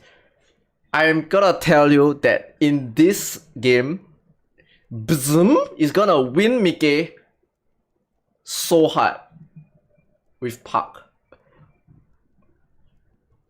Park low armor, slide very strong, yeah, exactly. But this Bzm guy, it's like his plays are so crisp, okay, that he can win this matchup regardless. You ready? Puck can AFK push out the lanes. Well, okay, let's see how this goes, okay? So, Mickey blocks. He gets the wave on his high ground. BZM goes for this deny, which, like, this is a very important deny, and I would say you need a little bit of luck to hit this, okay? And then he opts avoiding the range creep on purpose. Okay, he don't want to hit this range creep. He wants to make sure the wave is slightly pushing into his tower. Gets this deny. Now, one deny is all it takes to stop the level 2 from first wave. So it doesn't get level 2. As long as BZM get all the creep and it doesn't get denied, he will get level 2. Okay, so he's gonna put the creep back. And the problem here is, like, Mickey, even though he has the high ground advantage, he did not go for the range creep. And this is gonna, like, haunt him. BZM is going to make use of this range creep to own him. So he's gonna hit him once, hit him twice. Okay, he's gonna go for this range creep, which he gets, I believe. Okay, and now he's gonna put a creep back, hit him a few times, and if you recognize how he know exactly when to hit the enemy is when the enemy comes for the range creep, or like comes for any creep. I mean, especially a range creep, right? If the range creep is dying, they will definitely come forward to get the range creep. So he knows that he probably is not gonna get this range creep. So he's gonna make use of the fact that Mickey is trying to CS, and he's gonna hit him 1 time, 2 times. Get 39. Now he bring the creep back. He's losing in terms of creep. He can't really trade anymore. So he's gonna bring the creep back. So we get all the CS. He's gonna clear the range creep without attacking this range creep. And then he hits level 2. Okay, he hits level 2 just now, okay? So this level 2 is gonna help him secure this range creep. He's gonna go down, hit the range creep, silence, and look what happened. This range creep is still alive and is about to get denied. Now Mickey is pressured to get this range creep and he's stuck at level 1. He has no slide of fist yet. Okay, it's 1 minute in and the Mickey still do not have slide of fist. And BZM is gonna make use of this range creep to do damage to this Ember Spirit. So Ember is like, oh, range creep is gonna die. I need to come up and get this range creep. Look at what BZM does. He aggro the creep away from the range creep so that this range creep doesn't die now. He's like, oh, now I'm in an awkward position. I'm on the high ground tree. High ground is a Park. And the Park is gonna push the lane and go for the deny. Then Mickey is like, oh shit, now I need to go for the creep. And BZM, he hits him. 1 hit. 2 hit. 3 hit. 4 hit. Okay, now they push 3 hits. He got 3 hits off of him for trying to get the range creep. And he's gonna do the exact same thing again. Okay, let's go for the CS. Bring the creep back. Okay, if Ember brings this creep back over to this range creep, he can always opt to kill it, right? So maybe that's one of the reasons why Mickey doesn't do it. And now that the creeps are on the bottom lane, he's gonna clear all these creeps. He's gonna opt Mickey a little bit. And now as he comes for this range creep, which he still gets a deny, he's gonna hit him 1. Okay, comes for the range creep, hit him again. Oh, you want a CS? Another wave push. He do damage to Mickey when he's going for creeps, okay? Now he's going for 2-minute rule now, so both sides wants to push out the lane. Okay, BZM is gonna Push out the lane. Nuke it out. So, after spamming this wave, what's gonna happen is he's gonna have more creeps, and this range creep is still alive. And because this range creep is alive, Mickey is pressured to kill this range creep. This 2 melee creep is going to get this range creep low enough for BZM to deny it, right? So he's gonna make use of that to do a lot of damage to Mickey, just because he cleared the range creep before Mickey cleared his range creep. See, okay, we watch again. He push out this, hit this, he clear both range creep. He hit Mickey once, 2, 3, 4, 5, 6. Hit him 6 times. Because he's sticking around trying to get this range creep. How much damage does he do? 60? What's 6 times 6? 360. He just did like 300 damage to the Ember Spirit just because he's going for the range creep. Did you see this has nothing to do with the matchup? This have nothing. Okay, well, you're playing a hero that can clear creeps. Okay, it can be anything. He can be playing any hero, and he can do this to you. See, he's gonna do this one more time. He's gonna pull this wave back. He's gonna go for this deny, and then he's gonna go for the CS. This creep is gonna die. He's gonna nuke the range creep. Hit him once.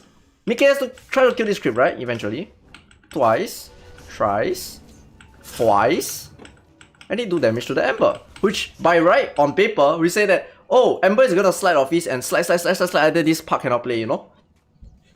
Well, this Puck is like, oh, you wanna come for my creep? Oh, fine, you can come for my creep. I'm gonna hit you, man. I'm gonna freaking poke you out of the lane. Clear the creep, put it back, hit him, hit him. He lost half his health. Try to get creeps.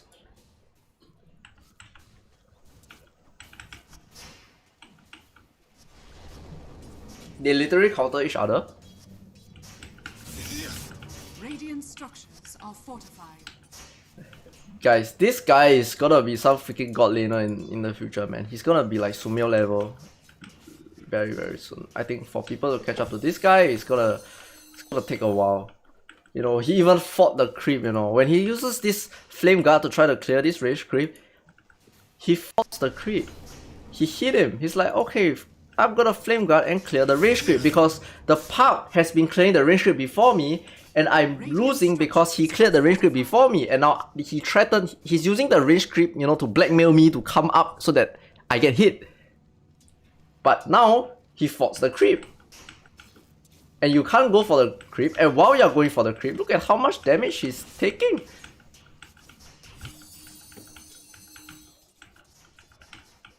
Goodbye. Never refuse gold given. Oh.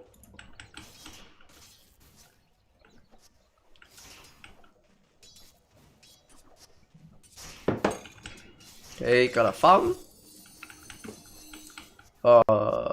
This is like to stack this is a bit earlier. 55, about 54 you have to throw it out, about 53, 54 you have to throw it out. You throw a little bit late, it didn't stack. Level 5 versus level 4, gonna get the rune, gonna clear the stack. Alright.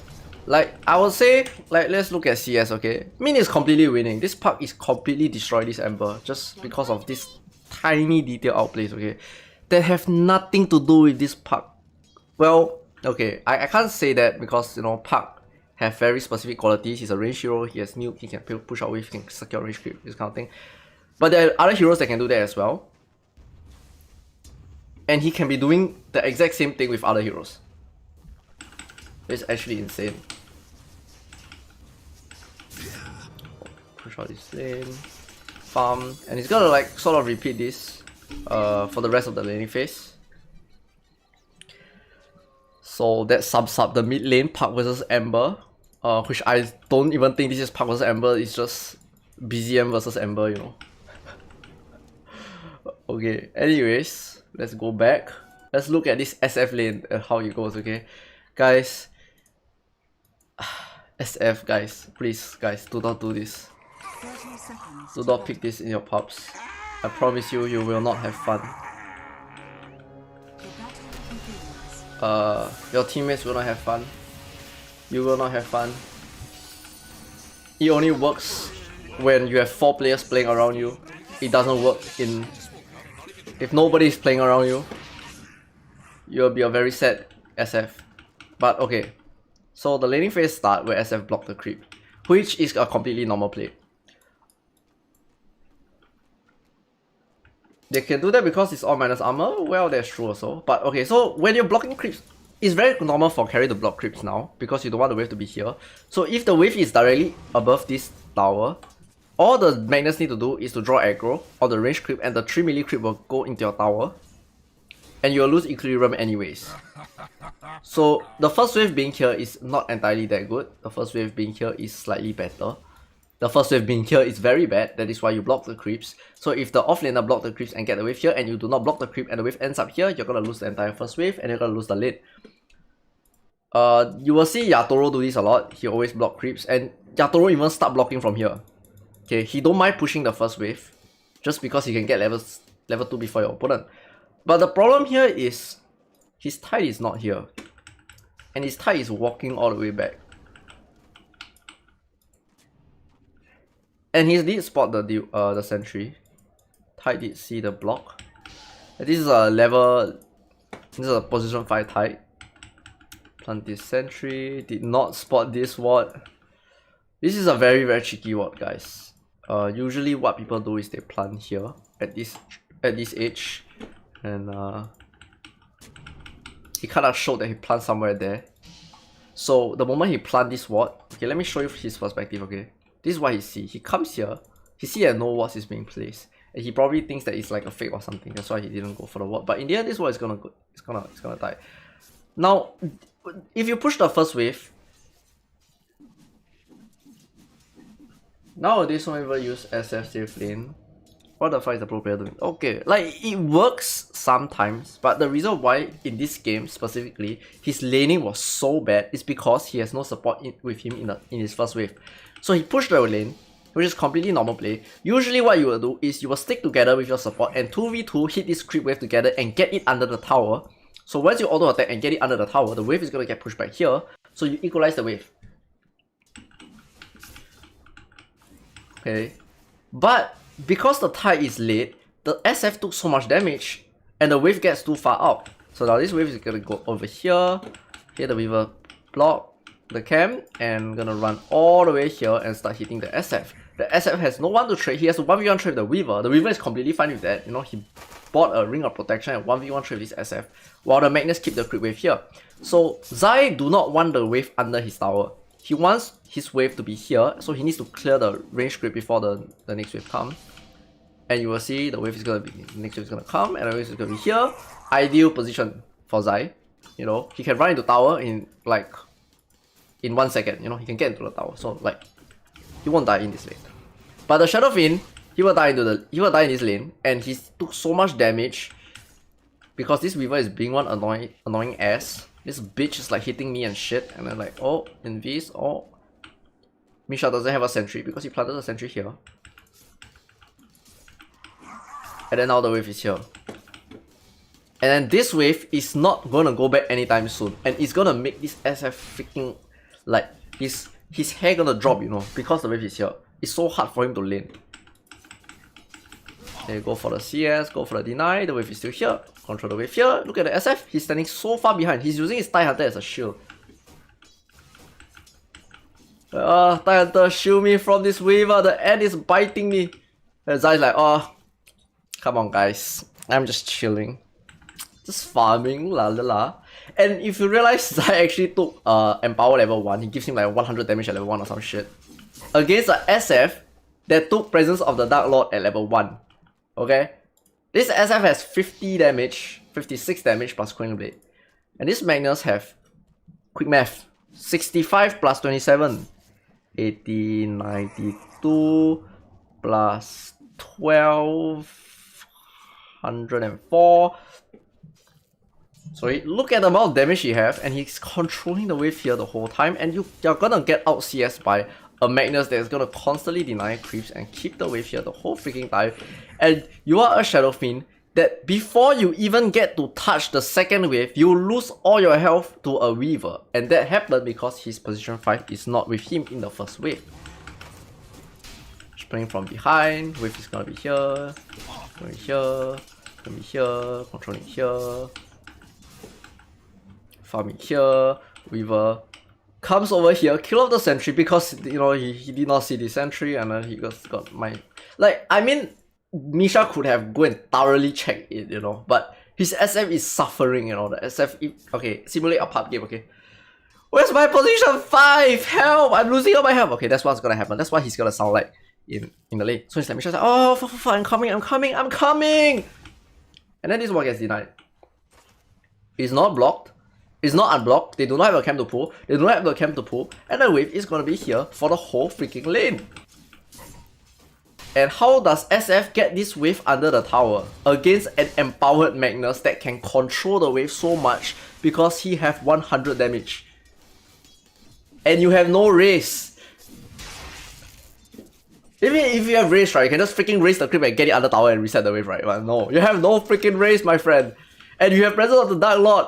That affects creeps. And your creeps are naturally low health for this guy to deny. I mean low in armor for this guy to deny. This is so sad, guys. This is depressing to watch. The whole wave is here. Oh god. Can't farm. Help.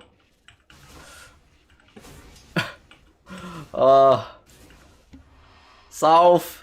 Help. The wave is still there. I can't farm. Team. Where team? Rage creep getting denied. Oh, sad. Oh, this is painful.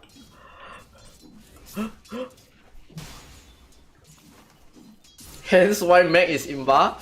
Lane will be so different if the position 5 is together with the SF together and walk up the lane together and get the CS together, and if this Weaver come, they hit him together and smack his backside together, you know.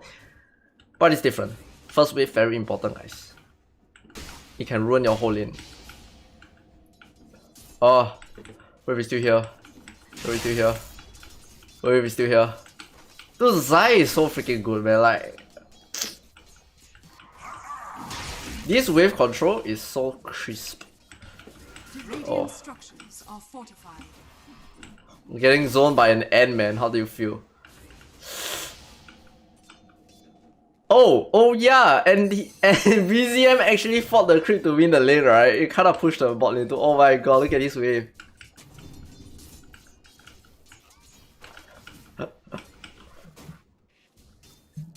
What is Vas.tech? Vac.tech. What's that? Never refuse gold given. Type boss fight SF carry. Yeah, dude. It is like a typical Herald game, right? I mean, like, strategically speaking, in pro games this happens, but this is like what you actually see, right? When people have no strats and like have no intention of trying hard to win our games. Is it important to secure rage creep? It is very important, my friend. It is very important. Like, you lose so much if you don't secure rage creep.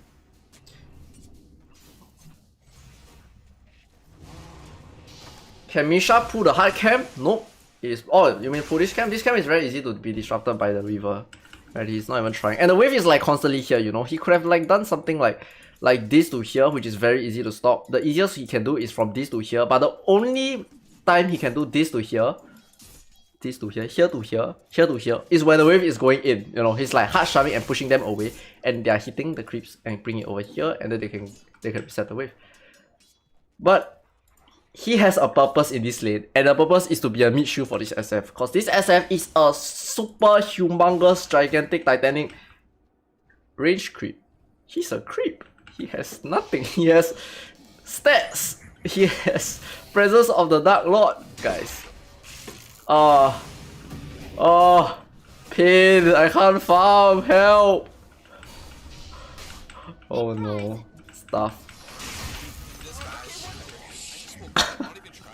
This is so sad, guys. This is so sad. Like, I hope that every SF safe laner gets this treatment, so that SF safe lane never ever appear in my pub games or your pub games or anybody's pub games ever again. But I've been seeing a lot. So like, suffer. Please suffer. Dire's top tower is under attack. Liability SF. Yeah, dude. It's so really... Oh my god, so sad. I can't go to creeps. And Risha's like, I'm done. Okay. I mean, strategically speaking, right? He's trying to get die to tower and no one gets the experience, so that he gets a TP. If you die to NC, you don't get a TP. You die to tower, you get a TP. That's what you want to do. Come back, full HP, full mana, very cool, yeah? But another way to look at this, another perspective to look at this is this guy is done, man. He's like, fuck this SF, oh my god. I have a liability on my team. Fuck this shit.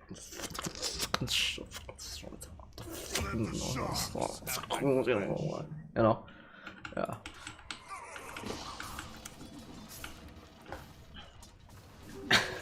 Please do coaching. That is so done, man. You don't know what to do.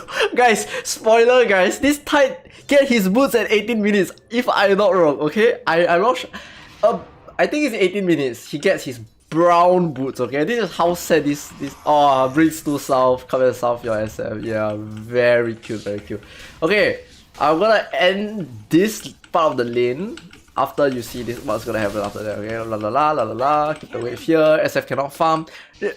SF has 30 CS, and Magnus have 15 denies, okay? Half of his CS is the Magnus denies. So that's so sad. Okay, blah blah blah, they come rotate 3 heroes, can't even kill this boxing. Now, the reason why this Snapfire is here is because it's a freaking disaster top lane, okay? Mid is winning, for sure. Bot is completely getting shit on. Top is also completely getting shit on. I'm gonna show you this lane, okay? This lane is freaking funny, okay? This lane is like the... It's as getting shit on as it can get shit on. So, Zai is going to get level 6 eventually. Blah blah blah. Get this wave out, blah blah blah. Oh, by the way, this is a freaking boss move by Zai, okay? Freaking boss move. Like, he knows there's a Snapfire there. You know why? He has a ward here, okay? He knows it. He knows this Snapfire is coming. And still he's like, I'm Zai. Eh? I'm getting out of this situation. Like, move forward. I'm gonna like stand a little bit more aggressively, you know? I'm just gonna... There's a Snapfire here. No worries. I'm just gonna shockwave the creep. Yeah, you're gonna come to me? Yeah, come to me. Yeah, it's gonna fall back a little bit. Yeah, come to me. Oh, you came to me? Okay, fine. I'm backing off. Oh, wait, what? Your Snapfire is here? Oh, you just waste your time here. Get skewered back. And suddenly the Snapfire is in trouble. Magnus don't even die. And then like, oh wait, why do you have a tri-lane at bottom lane? What's going on? And what? You have a tri-lane at bottom lane and you're still dying? What? What's happening? Oh, SF. What a tiring lane you have there. So sad. But now when Zai gets his level 6, holy shit. This is like best case scenario. Okay, he gets level 6. They are going for all this CS. Okay, he's baiting. Okay, everyone on their team is ready to connect. This guy is running bottom. Okay, it is not rune time. It is not rune time right now. This guy is running bottom too. Everyone is ready to connect. Okay, and Matoma, and it's baiting the shit out of these two heroes. Right? They're like, oh guys, there's a Magnus. We need to hit him out of lane. He owned me the whole laning phase, man. Time to get some revenge. Time to give him some right clicks. You know, time to give him some right clicks. Walk up. Hit him twice, and these 2 right clicks actually kill this SM. 1 hit, 2 hit. Oh no! Oh! Wait, what? I'm slow. Wait, what? Razor is deeping. Oh wait, what? I'm in trouble. Oh no! Turn RP. Oh, dead. Not fun, guys. Not fun. Radiant's bottom tower is under attack. The huge range creep has fallen. And this tower is gonna die. So now let's look at the top lane. Okay? This lane, right? Wow, guys. Like, have you guys seen ATF hero? Wait, did I ignore someone? What? Shit. If I were to pick an attacker like SF, like this, and I was versus an unplayable matchup like this, and then my opponents have a lot of slow and harass, what should I do? Don't pick SF. Just don't, guys. Just don't. You're asking for it. Like, if you pick this and you do this, you're asking for it. You're like, please own me. Dyer, please own me. Yeah, that's like exactly how it sounds like. But yeah, just don't pick. Just don't do it. Yeah. Sit behind tower and pull smoke camp. There's nothing you can do. You can't even pull smoke camp. It's blocked. It's blocked. You cannot pull. They control the wave here. You cannot do anything. There's nothing you can do. You need like dash refresh. You need to walk up and you need to have cheat enabled, and then you need CS here, and then you need to like control C dash refresh, and then as you are CSing, you need to copy paste, dash refresh, and keep your health high. You know, if not, you can't play, man. It's not possible. TA save lane is also now a thing. TA save lane is much easier to execute just because you have more damage. You actually have a spell. You're not really a range creep, you know. You have some sort of protection. Is your Phoenix guide for carry from the support viable? Phoenix 5, I'm not sure right now. I don't think Phoenix 5 is that strong right now. Laning is very important in this patch. I think up to some point it's still viable, but I wouldn't say it's like a completely winning thing. In the past it's like, I would say completely winning, but now it's probably not completely winning. I mean, like, it doesn't put you in that big of an advantage right now as compared to the past. So I would say it's 100% viable, but it's, you can still use it if you like to play Phoenix. Set of support life, yep. Just want to say that your video really helped me play better. Thank you.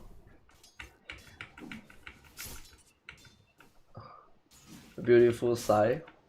Who won this game? Liquid completely shit on OG.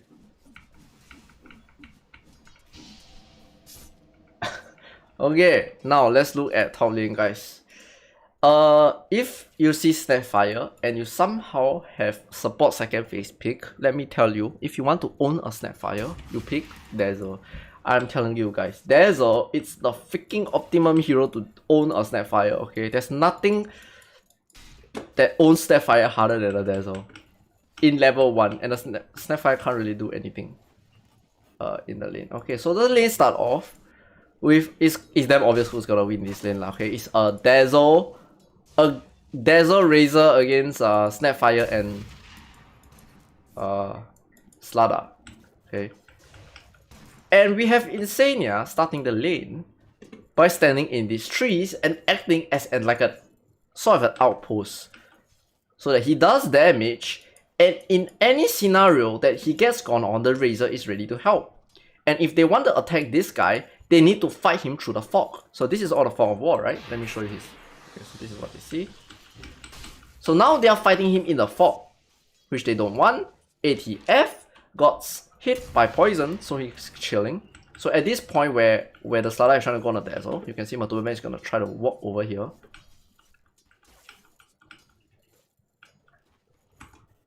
I'm a SF safe lane picker. I'm not good or pro player, but I'm gonna say Tide is not the hero who can babysit safe lane SF. It's better with a disabled supports with stun or slow, I think. Well, yeah, I would say Tide is definitely not the one that you wanna. I mean, okay, I understand where they're going, okay? They want the minus armor. They want the minus armor from the Gush, they want the minus armor from the presence of DATOHLEONG, and they want to have a lot of minus armor in this lane and try to do something to them. But if you are a range creep, it's more like you can't really expect anything from your support. Like, you can't expect that much, you know. Like, what's your support gonna do? If they have a strong combo, right? Let's say they have a tight, let's say they have a mass Snapfire. You're playing against mass Snapfire, or you're playing against Skywrath Legion. Alright, you're gonna take so much damage, and all you can do is right click. And when your enemy don't have to actually right click you to do damage to you, they just need to hit creeps, and as they are hitting creeps, they just nuke the creeps and you take collateral damage on top of the creeps that they are dying. You're gonna be in a losing lane no matter what lane what matchup you pair with, just because like you're not that strong, you know. Just I mean, if it works, right? But generally speaking, if the duo is not strong, I mean, from the Tide's perspective, you can always say that my carry is not strong, you know. From the carry's perspective, like, oh, my support is not strong, you know. But overall, you want to pair the duo better, you know. And usually, if you just blind pick SF, it's not gonna be the best idea. Explain again why Dazzle is the best hero for Snapfire. First of all, he outranged him. Snapfire can never fight the Dazzle because he has a further range, and this poison touch does a lot of damage to Snapfire. Like, Dazzle plus PA, or Dazzle plus who has a slow? Terrorblade or whatever. You can kill a Snapfire if the Snapfire is out of position. The Snapfire can be standing here, okay, and And the poison plus 1 slow can kill a Snapfire from full HP. With poison touch. Yeah. What if Snapfire buys a hood at the start? A hood, this is physical damage. And you can't afford a hood. Yes. Your Snapfire don't really want to buy armor at the start. It's either you go like magic or you go physical, but ideally, this is a very bad matchup for OG. So okay, so he's standing here, he's fighting the Slada, right? He hit the Slada. And then Slada is walking up to hit him. This is a replay bug, okay? Okay, now he walks up to hit him. Look at what Matubaman does. Oh, you touched by there, so he's gonna walk forward. Then ATF, he's gonna back off a little. And then, like, Matubaman is not even right clicking them, okay? He do not want to draw aggro, he want to keep this wave here as long as possible. Okay, then they hit him, they hit him, they hit him. They go back. Taiga did not end up blocking this camp, if I'm not wrong. Look at how much damage he takes, man. Oh. Oh. Oh. Oh. One Dazzle, freaking zoning a pos 4 away. It's never a good thing when you're pos 5 if he's zoning away the pos 4, guys.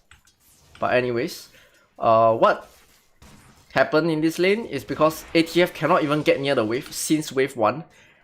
And it really cost them. Like, it's the similar situation for the bottom lane. Like, this wave is really bad. And it's a Razor against a Dazzle. If the Dazzle poison him from here, ATF will die. Okay, this Slada will die from level 1 just because he comes to lane with 300 health. Okay, can you imagine? He walks up here, he gets poison. Razor and Dazzle both hits him, and then as he's getting away, we use Plasma Field, 80 max damage, and it's slow. He's gonna die from level 1. Look at this. Which is why sometimes I feel that maybe like going for the first blood for a rune is maybe not such a good idea, especially when you're gonna lose a lot of health for it. You just ruin your whole lane, pretty much. Even though the Razor have no static link, you know, you can't really do it. He's just standing behind here. And then what happened is he gets off the deny, they stack up the range creep. Now that's 2 range creep. They push this out. He pull 1 creep back, and this kind of like it hurts the Slada more than it helps the Slada because the wave is now very awkward for the Slada to farm, and then they're gonna keep the wave here and the Slada can't get near at all. Taiga is getting completely zoned away from Insania and forced to pop a south, and the wave is still here, and the wave is gonna be here for a very long time. They don't even need to pull.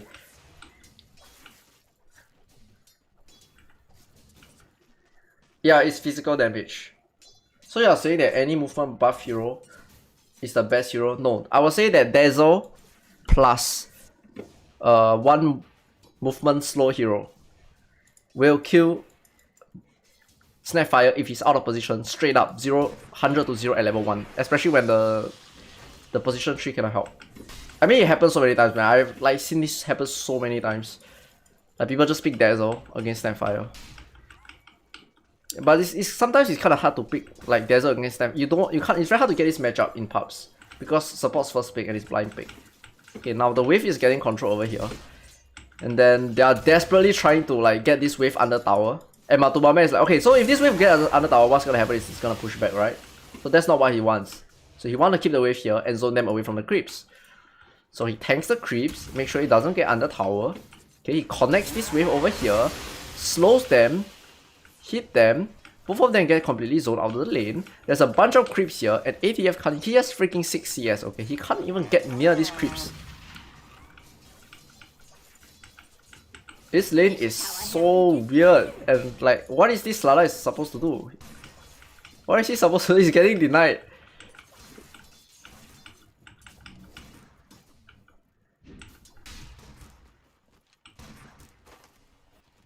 Buy boots equal no damage regen spell.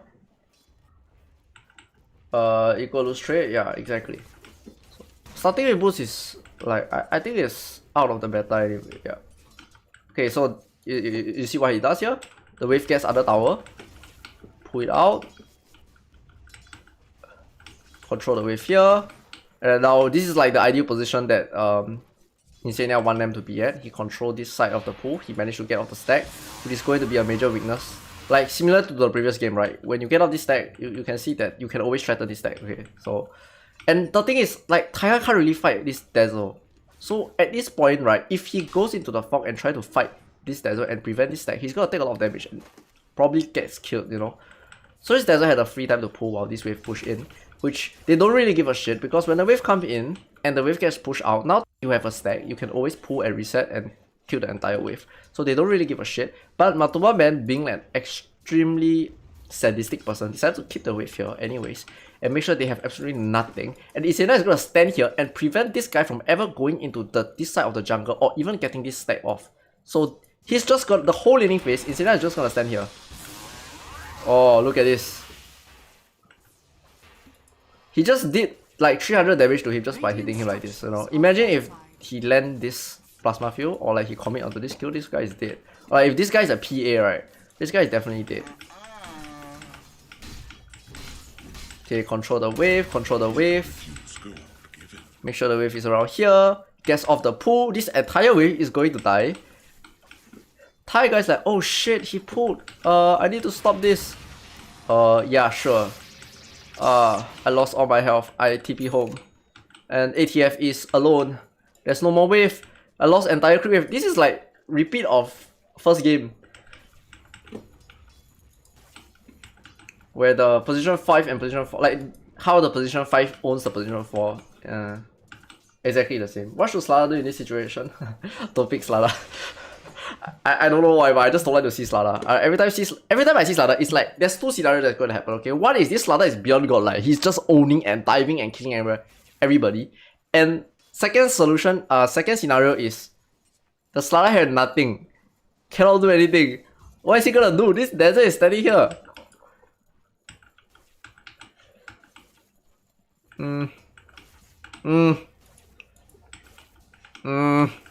What do I do?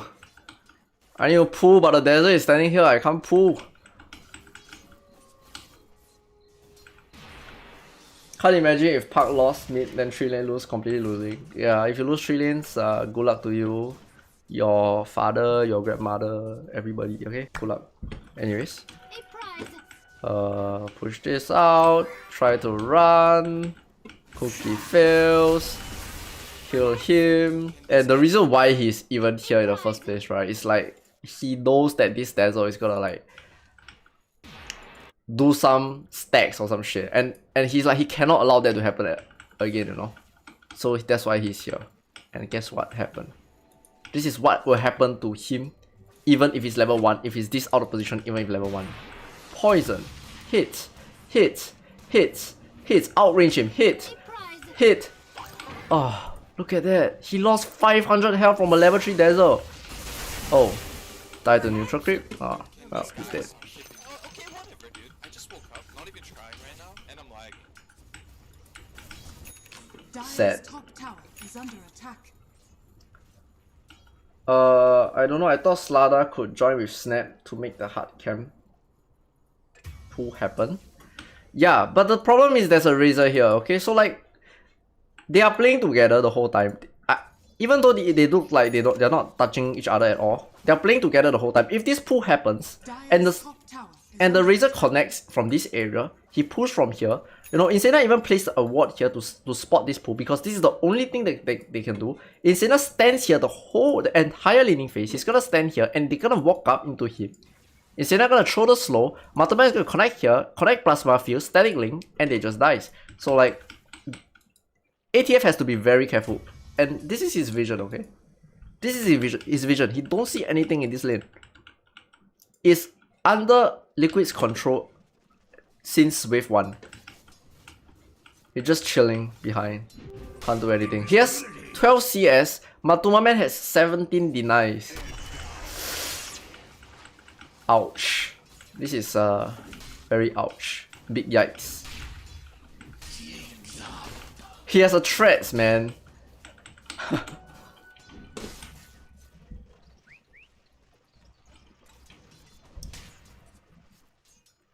Slada could have suicide and forced the aggro.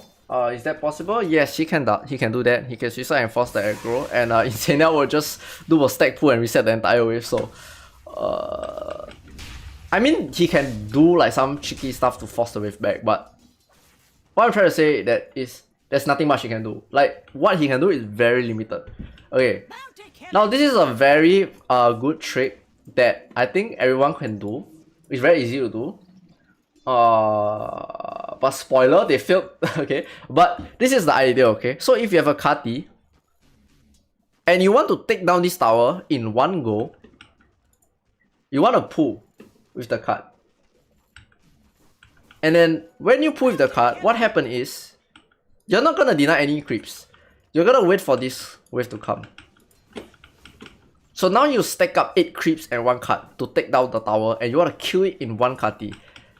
But here's the problem, this random creeps randomly draws aggro here, and then this creep is suddenly here, and then these creeps get pushed, and then it's very awkward. Okay, like this creeps is not taking aggro to this side, and then he's forced to deny this creep, and then everything is so random. And then Slada, oh wait, what? 4 creeps chasing me? Okay, I'm just gonna bring it behind, and then they failed this part. But I can see what they're trying to do here. Okay, they're trying to stack up the double wave and kill the tower in one shot. Very nice play, but look at this Lada. What can you do, man? What can you do? There's no wave here.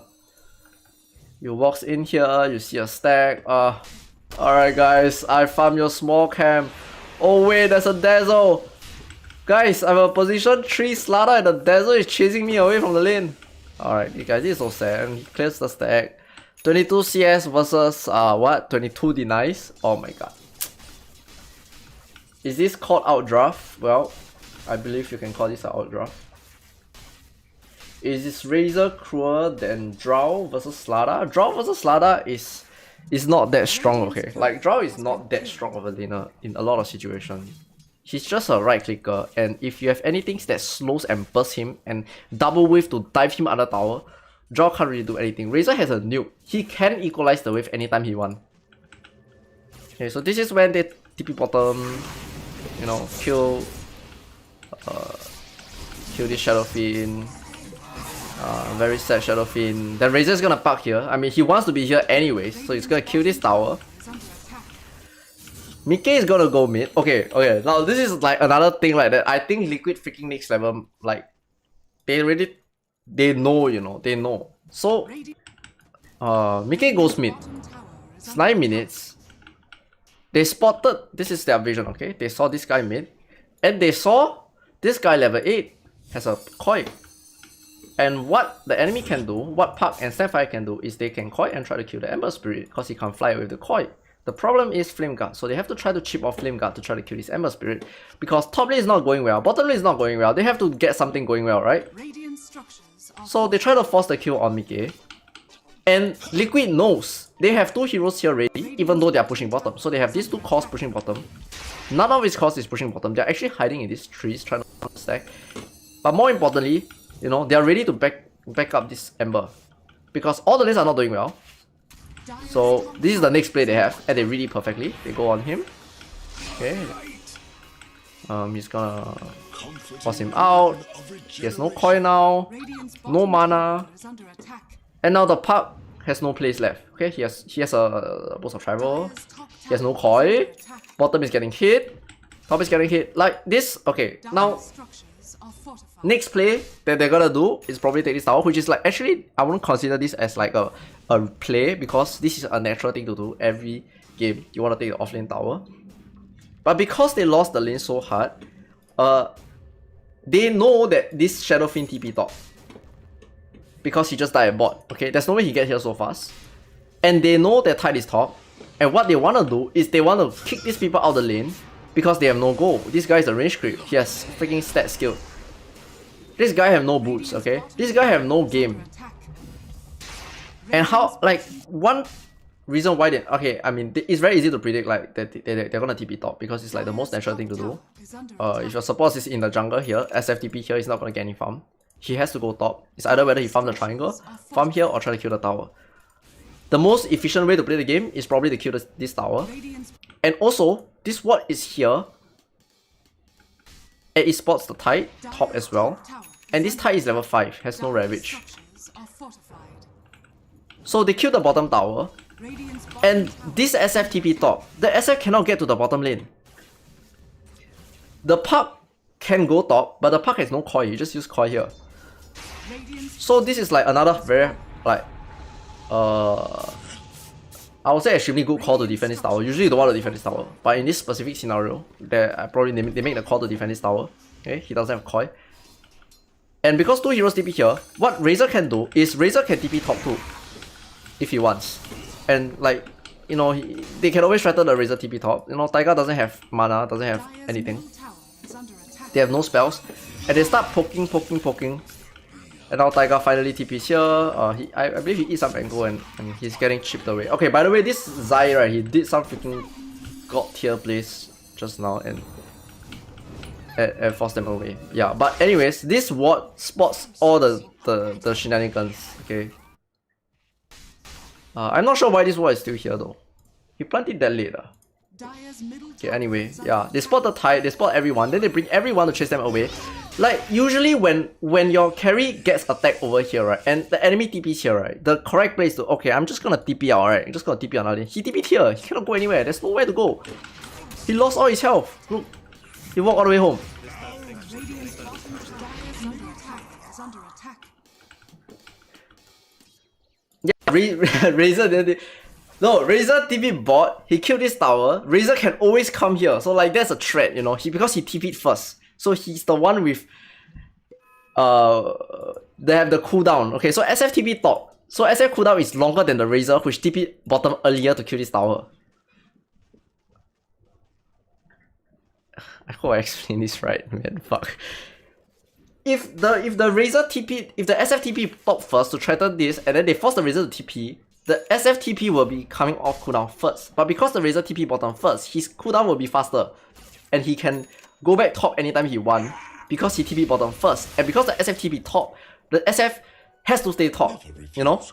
And the Razor TP bottom first to get a kill, and he has to stay bottom because, I mean, he have to stay bottom, right? And nothing threatens him from staying bottom at this point because the tide is nothing, the SF is nothing, the Slaughter is nothing. But when SF TP top, I'm not saying it's a bad play, but when he TP top, he has nowhere to go already. There's nothing he could. He died at bottom, he respawns, he TP, he walks all the way here. What's he gonna do? Is he gonna kill this camp? There's no camp here. He can kill this camp, that's pretty much all he gets. But if he kills this tower, he can like open up this part of the map, right? And then when Liquid TPs here, and right, he recognized that this is SF TP top, Tide TP top, they come here, they chase him away, they hit, bait his spell, poke him. This SF haven't touched a creep, man. He's like so sad. Oh, run back, run home. Now I'm running home. Oh no, I just TP top. Thanks for kind and nice words. Radiant's bottom tower is under attack. And they control the top side of the map. And then at this point, where can they actually go? Dire's middle tower is under attack. Like now I turn on Radiant Vision, right? This is your vision. You are in this scenario, okay? And you are playing this range creep SF. You have a Puck with Koi, you have some minus armor, your Slaughter has nothing. Okay. The score is 1 to 6, you know, not that bad, right? It's just 1 to 6, right? But if you look at the map, right, where can you go? If you're the SF, where can you go? You just TP top and then now you go back and then you TP here. You haven't hit a creep and you're buying TP scrolls, Set range creep. And this camp is blocked! Oh, is it? No, it's not blocked. There's no camp here. Puck farmed it or something. Someone farmed it. Already TP bit. This Slaughter wants his dagger. This guy is camping here. Where can you go? I mean, the most like logical play is kill this tower, right? But Liquid just non-stop defend this tower. They have bottom control. They have a ward at bottom. They have Razor parked at bottom. He's like the outpost of bottom. You can't come here. You have to walk past this Razor. You don't want to fight the Razor. He's so strong. Radiant And then they're just like camping here and you can't take this tower. And this Ember is defending mid. They're playing 3 lanes and you cannot do anything about it. Oh yeah, this is like this Puck tried to farm bottom, guys. Look, this Puck tried to farm bottom. Okay, it walked into a Razor. The Razor did so much damage to him. And then the fight happened at top. And then the Puck TP top. With 300 HP. And then he comes, he's like, wait, what? Guys, I have 200 health. Wait, I need to back. I need to back, guys. Fall back, fall back. Tough, guys. Liquid map control is so good. Yeah, it's freaking good, man. If you look at OG, like, it's very easy to say from this perspective. Like, if you are OG right now and you look at this is your map and this is your heroes, you'll be like, oh man, what the fuck do I do now? I can't do anything. Radiant's top tower. This guy is camping top, Razor's camping bottom. One person camp one lane, guys. One person camp one lane. The other 3 heroes ready to TP.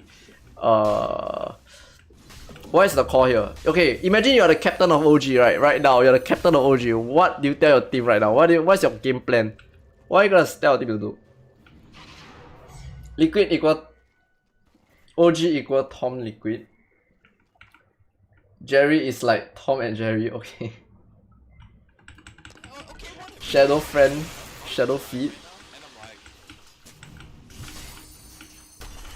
And I'm like, Oh my god, look at this. Dire's middle tower is under attack. 4 heroes AFK here. What is Liquid doing? Oh, we're here. We're ready to kill you. But they don't see anything, you know. They think the Razor is farming. Oh, come here, hit you. Oh shit. Fall back! Fall back! Dire's middle tower is under attack. Tell OG to call GG go next. Smoke and kill Razor at bottom.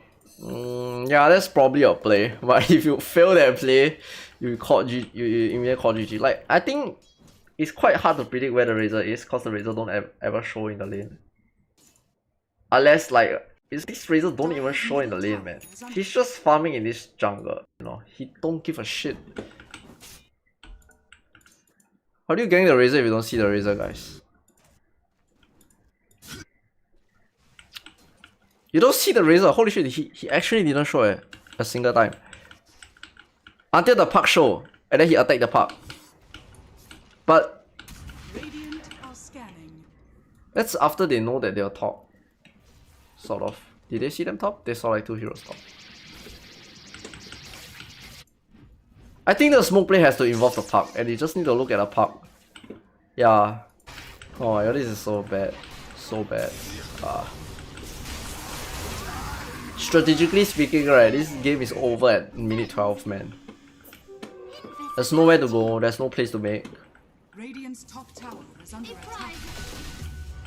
What can you do? What can you do? okay, whatever, dude. I just woke up, not even trying right now, and I'm like, Yeah, you can't kill Razor when you can't see the Razor, man. You don't know where's the Razor. So where is the Razor? The Razor is actually here. He's ready to kill you. The Razor is clearing stacks and he's all the way here ready to kill you. Dire's middle tower is under attack. Oh, look at your Tide Hunter, no boots. And is happily farming bot. This is what Boxy does a lot actually. He farms the side lanes. He takes the dangerous farm. While the carry takes the safer farm. And usually they will have a duo that holds a tower and anchor the tower, make sure no one comes here. But yeah, that's pretty much GG, man. I think at this point there's really nothing you can do. The Tide has no boots at minute 14. Dire's top tower is under attack. A tool to teach. Radiant's middle tower is under attack. Dire are scanning. Radiant's middle tower. When did he get his boots? Anybody know when he gets his boots?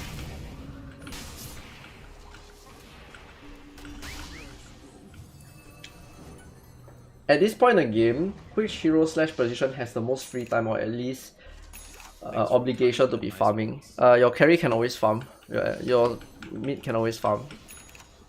Your other heroes are... I mean in a high level game, I think everyone can farm as long as you're ready to connect and defend towers and make plays. So...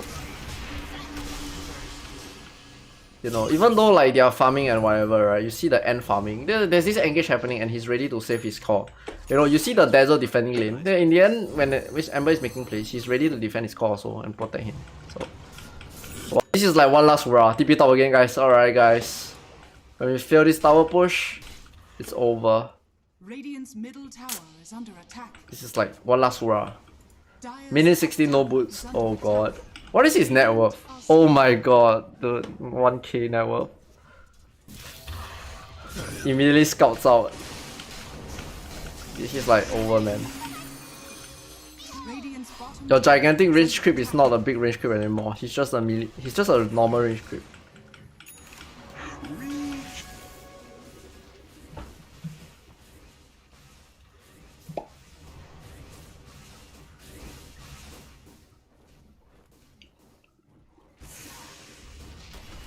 What can OG do at this minute 50 to potentially turn the game around? Just smoke gang, park Koi, going for pick off.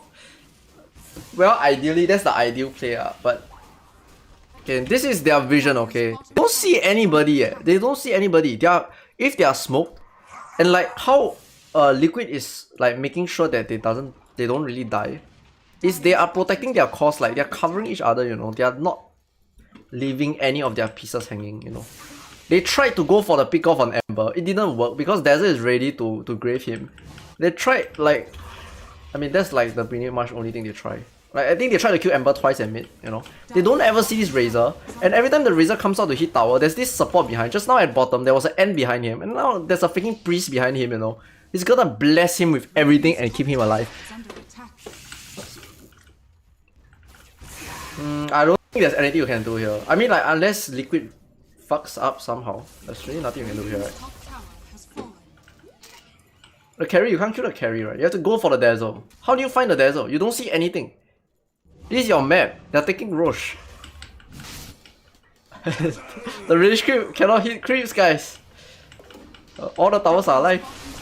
Okay, guys, this is GG, man. I'm not even gonna talk about this anymore, but we can go next.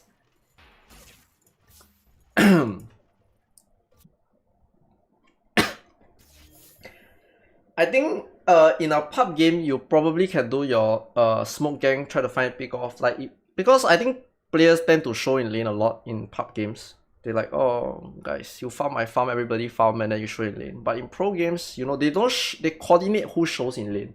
They show two people in lane and they don't show the Dazzle. So if you want to jump, you need to kill the Dazzle first. But where's the Dazzle? You don't see the Dazzle. And then like you want to kill a big core, you want to kill Razor. And then the moment where like your park is ready to kill the Razor, the Razor didn't show. The Razor just, okay, I'm just gonna go jungle. You don't see the Razor, you don't know where is this Razor. Is he in the triangle? Is he at the bottom lane? Is he at the top? You don't know where he is.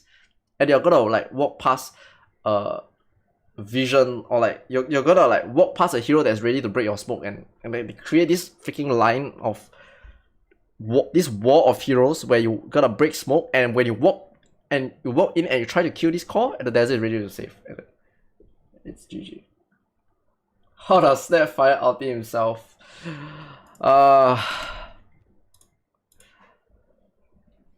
Snapfire ulti trick, please. I don't know if the portrait still works though. Can't forget this. Sometimes he goes.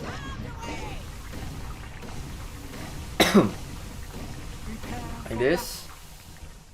Can I remove the weather? How do I remove the weather? Magic flies before me.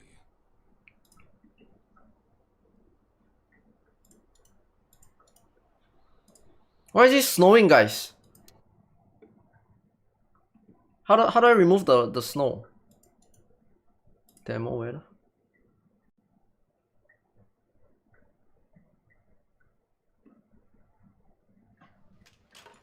Yes.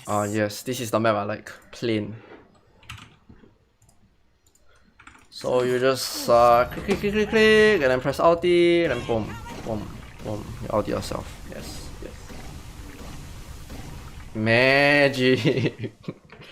Oh shit, that's so fucking cringe. We need Christmas to dominate, man. I can't take another map, man, guys. Like I can't take another like funky looking map. I like my greeneries. I like this map. This map is very nice. Okay, let's go to game 3. This is the game that is gonna be very close, guys. This game is very high skill laning also.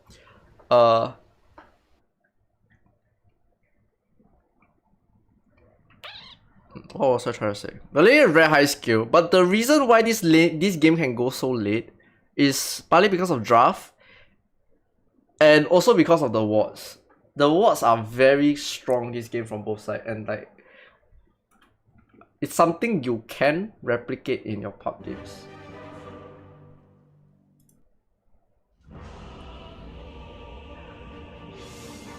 Waiting for next big patch. Guys, I have a proposal for the next patch, guys. Let's have 3 Roshans, okay? Let's have a Roshan here, let's have a Roshan here, and then we like maybe minute 20 we have a Roshan spawn in the middle and walk around the whole map. How about that? That would be pretty cool, right? There's this walking Roshan around the whole map.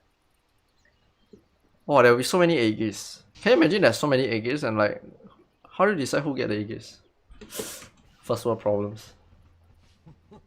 A long-awaited Enigma replay. Guys, Enigma. Look at his starting item. Okay, now OG gonna plant this sword. Okay, and then I think eventually they're gonna plant something like this, maybe. This is I think he plant here. Very good guess because they walked top to try to break the smoke. They did not end up getting this D-ward, but what they did is they smoke. Wait, did they smoke?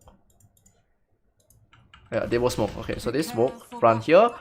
OG did not smoke. I believe only liquid smoke. So they want to smoke here to break smoke. So when they break smoke, they know the enemy is there, and then they can decide where they want to ward. So when they come here and their smoke did not break, they assume that the enemy is at the bottom lane. So they come to guess whether this hill is warded. Okay, but it's not. But it's a good guess because their smoke didn't break here. So they clear the entire top side. Then they put a sentry here. Well, the reason why you put sentry here is an observer here is like, one is you are Kunkka, and against Kunkka most people block your smoke camp. Second thing is you're playing against Bane, and Bane is always known to steal your freaking rune. Like Bane Luna is a very strong combo, so we have like Kunkka Invoker, classic matchup. We have Luna Bane. Luna Bane is a very classic combo, very strong, very classic combo. And then we have a sort of unusual but it's very strong combo also, but you don't see this a lot, is Enigma and Weaver. I think it has been played a few times. A lot of Q threat, you know, there's this one Malefice, but there's a lot of Q threat in this lane. And then we have Wraith King Snapfire, very strong combo. The only combo that I think, the lane that I think is not that strong is Wraith King and Willow. I don't think Wraith King and Willow is that strong. What game is this? This is OG Liquid, game 3.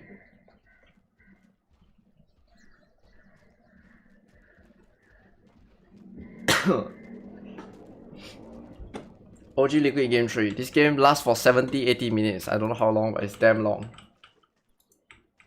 At TI 10, Enigma only picked once and lost. Damn. But this combo has been played a few times in this DPC league, I think, and it's been played a few times in pubs. So like I always see this happen in pubs.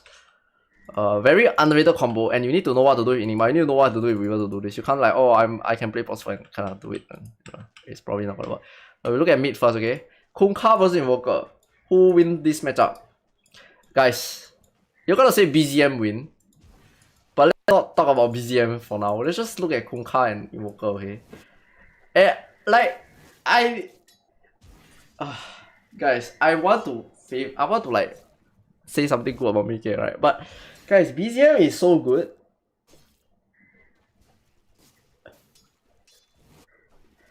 Mistaken Underlord, mistaken as Wraith King. Oh shit, did I? Oops. Anyways, Underlord. I was like, Underlord and Willow is not that strong. This two is stronger than this two, but ATF did went for an unusual build, and you will see why he go for that build later on. But we look at mid first. I thought my ear got problem, but shit. Kunkka 60, Vocal 40. I believe Kunkka have an advantage. Yeah, I also believe Kunkka have an advantage.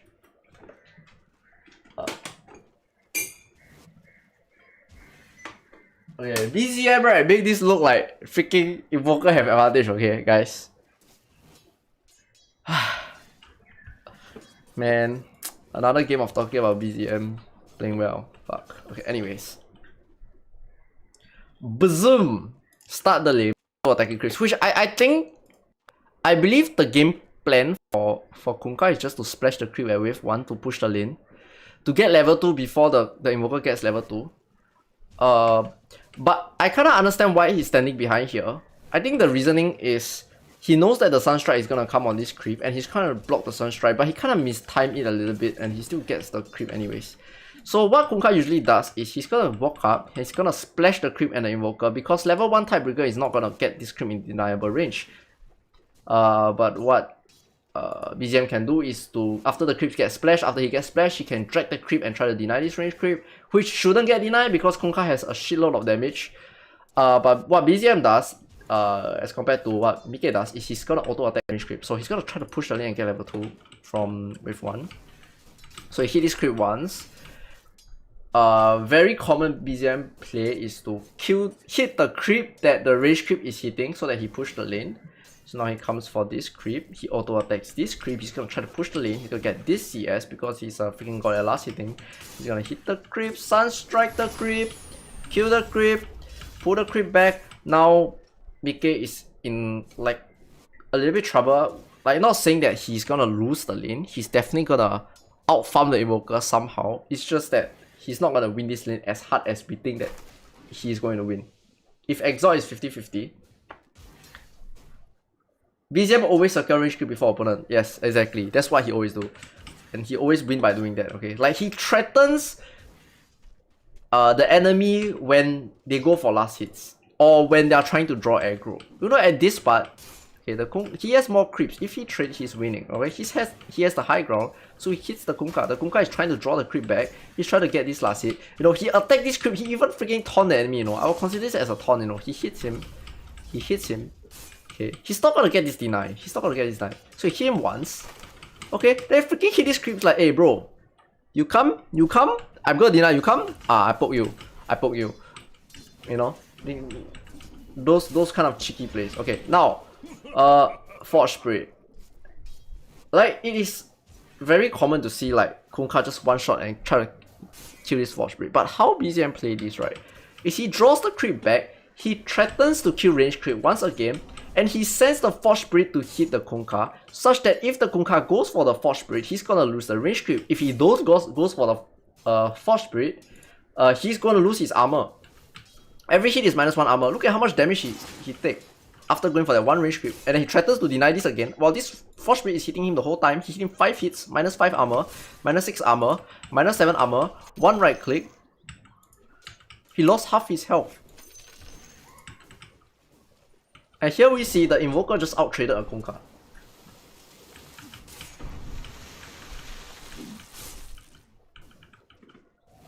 He is like, to read this, right, and like it's very easy to say, you know, or you just you know, bait them, creeps, hit them. It's not easy to do this without getting out-traded, you know. You have to be very sharp on what the enemy is doing, what you are doing, and how the creeps are positioned. So same thing, pulls the creep down, okay. Hits the creep, threatens to deny this creep. He's gonna go for a splash, and he doesn't like summons the Forge immediately, you know. Okay, I mean, first of all, he's waiting for level 3. You know, he don't waste his 75 mana to get this level 1 Forge. Get his level 3. Radiant's top tower is under attack. Gets all the CS, winning in CS, winning in trade. Okay, now he's level 3. Doesn't summon the Forge. Waits for the Kunkka to splash, cause a level 2 splash can actually kill the... I believe it's 1 hit and 1 splash and 1 more hit and your Forge dies. Okay, so he lets him splash him. You know, he's going for range creep. What do you do when enemy go for range creep? He hit him. Splash, immediately summons the Forge and sends the Forge to hit him. Minus his armor. Oh my god, getting out-traded. And then, what every Exalt Invoker does very well is securing both runes. 1, 2. And look, Mike has a bottle, but you have no rune. You have 9 CS against 13 CS, and like this CS discrepancy you haven't even taken into consideration that these creeps haven't died yet.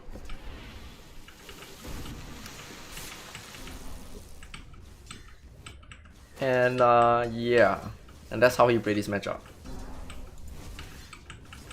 Gets a Glove of Haste, does way more damage, right? I mean, this is like the Grandmaster tier Invoker, you know. He's level 30 on his Invoker. How many games do you need to get to this level? Let's check his profile.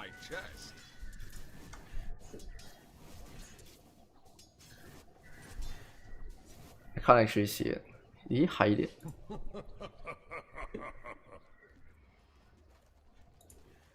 I don't know how many games he needs, okay, but this guy is freaking Grandmaster tier. Okay, then he pushed the lane in, and level 4 Kunkka, right? Level 4 Kunkka, you have X mark, and you know, you always want to contest enemy CS under tower. You know, you pressure him, you double wave him, and then he has a tank creep, you deny him under tower.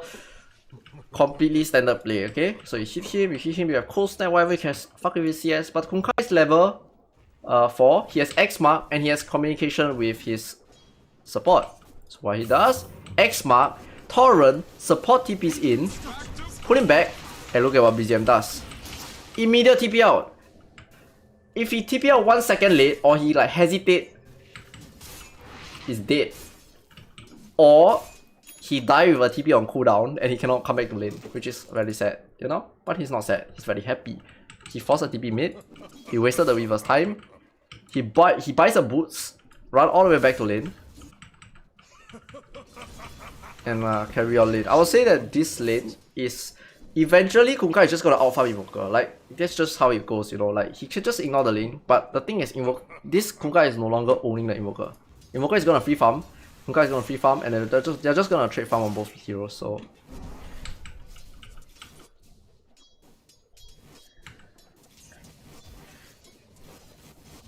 should Kunkka use Tidebringer more? In my opinion, I feel that since the first wave, he should have Tidebringer immediately, but of course he has his reasoning why he didn't do that, and he's probably like a way better player than I am, so I don't know what to say about that. But you know, from what I see is BZM pushes the lane and abuses the fact that the enemy has to go for creeps while he don't have to go for creeps, because he already killed the creeps and use it to win trades. He has 1,300 Invoker games in his Dota Pubs. Holy shit. 1,300 Invoker games, man. He knows like the animation, you know. He knows how to swing his arm and hit the creep, you know. That's how detailed he knows about it. Hero. We spam W. Where's W ah? Oh, W is this. Okay. We spam W on with Kunkka in the lane. You just lose everything. Not exactly. You push the lane. You have a lot of advantages for pushing the lane. If you push the lane, you can go for runes. You push the lane. Enemy has to CS under tower. You are level 2 because you kill all the creeps and you push the lane. They CS under tower. You can pressure them under tower. There are a lot of advantages to pushing the lane. More than disadvantages, especially in the early laning phase where you know there's no Q threats. It's about playing for CS.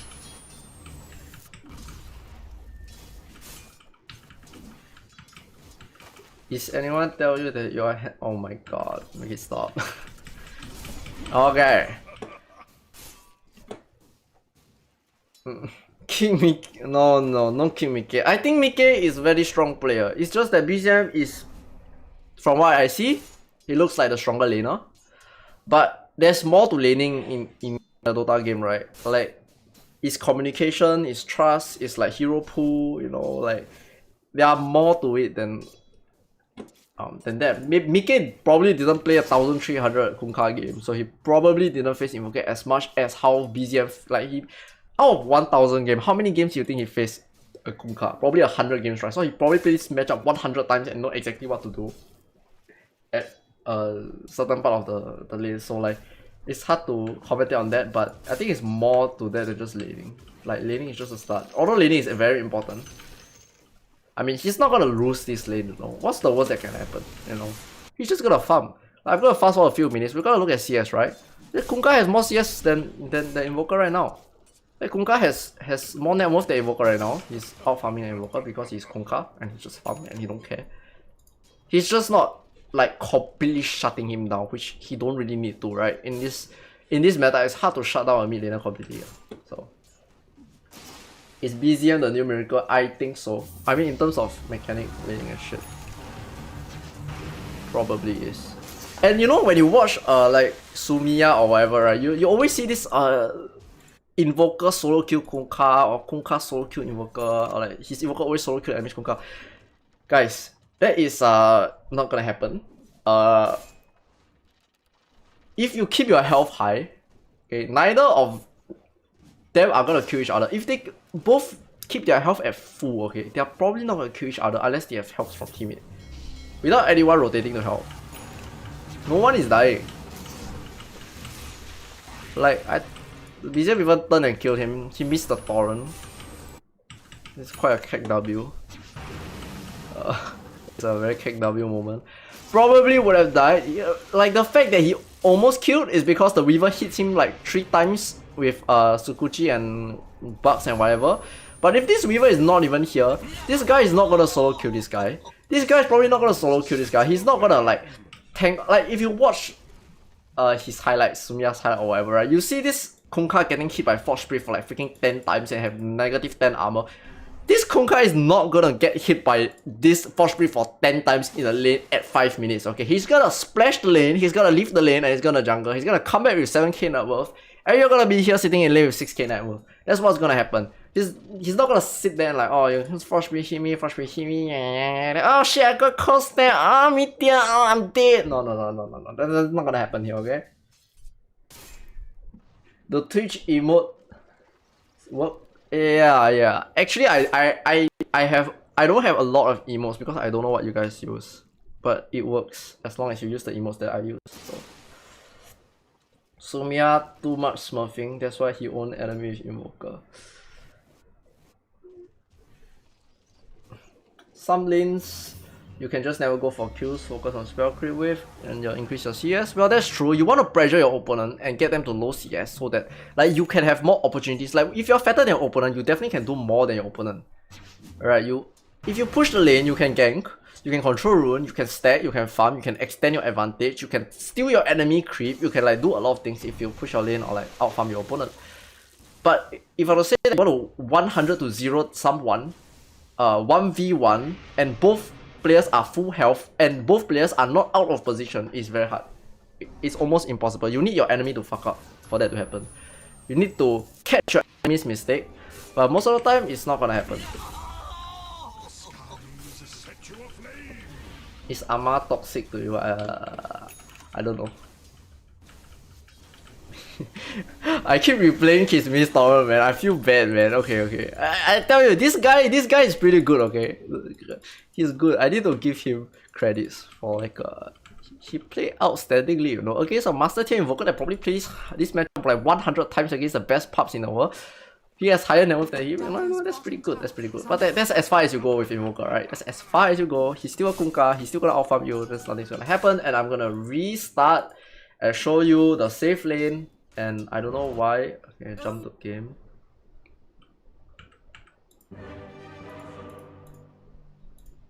I don't know what's happening. Why is my screen like this? Hello? Okay, we have Enigma versus Luna Bane. Luna Bane very classic. So I always get 100 to 0 by OD. Okay, that's a different story, guys. If you're against middle heaven OD, you need to keep your distance. You need to have like, you know, at least some range drops or something lah. Don't be out of position. You just need to know that when you're playing against OD, right, when he's channeling the hammer, he's AFK. Yeah, he's AFK for 2.5 seconds. And during that 2.5 seconds, if you have a teammate around you, you can kind of like mess him up and like fuck him up. But, you know, just, if you think about it, OD doesn't farm that fast. You know, he doesn't jungle that fast. So if you have a hero like Kunkka or whatever, and you think you can die, like you have 600 health, and then there's this OD that's annoying you, I mean just go to the jungle, man. Just leave, go to the jungle. And then when the OD comes and meteor hammer your tower, you come back to lane and you like, you know, do your shit, defend your tower. He doesn't have meteor hammer because he just meteor hammer your tower. Or you just have someone, like play with someone, such that when he try to meteor hammer you, you have someone to stun, you know? You just make sure you don't get caught isolated with an OD. It's the same as like clockwork and all those kind of shit. You get isolated and then you just die. The battle begins. Can you release a Marcy guy? I don't understand what the second skill works. You don't understand how his second skill works. Have you watched Naruto? Because it is exactly like how Naruto works. So I think the best way to explain the spell is just to watch Naruto. Not Naruto, like some any shonen animes. Then that's how it works. Yeah. So we're gonna start this lane. Who do you think is gonna win? I think this matchup is quite even. Same thing, block creeps, but this time is different. His support is with him since wave 1. And you can see the power of pushing the lane.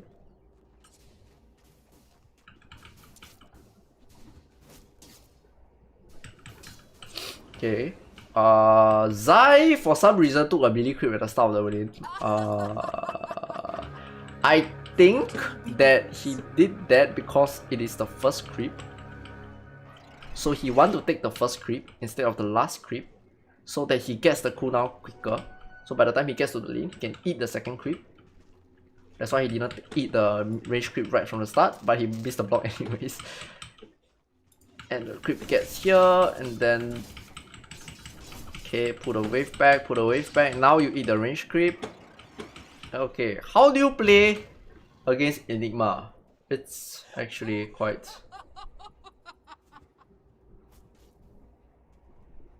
I do watch Naruto. Yeah. So they jump from tree to tree, right? So they jump on your head and then they jump on someone else, right? Yeah, that's how it works. They jump on you, they jump on someone else, they jump around. But can you like run really fast and then you jump? You know, in terms of anime, right? In terms of anime, can you run really fast and then you jump on someone's head and then you land on the spot? Can or not? Cannot, right? It doesn't make sense. How you run really fast. There's this thing called inertia and then you just like push you forward. So that's how the spell works. You cannot land on top of the person you jump, or land on top of you jump. You can like bounce away, you can like go forward, go sideways, you know, you can do a somersault, whatever the fuck you wanna. Yeah. Deny range creep always better? Yeah, I guess. But I think the plan there was to deny the first creep so that he gets the spell cooldown earlier and he gets the block because it's the first creep. You know, so you use it to block, but he missed the block. So I think that's what he's trying to do. But okay. So now in this lane, Zai's job is to get the wave somewhere here. When he's about level 4, I would say, because that's where you can kill your enemy. Early levels, he's not gonna kill the enemy, and Enigma eat creep, usually very annoying. And what you want to do against Enigma is to kill his creeps, because the Eidolons gives about 20 plus goals, and if you kill all the Eidolon, you will get more than the range creep. So your goal in lane against any Enigma is to kill the Eidolon. You have to kill the Eidolon, if not you're gonna lose in experience, and this is what OG is gonna do. The next thing is Boxy's role in this lane. It's pretty much to stop the pull and make sure no pull happen.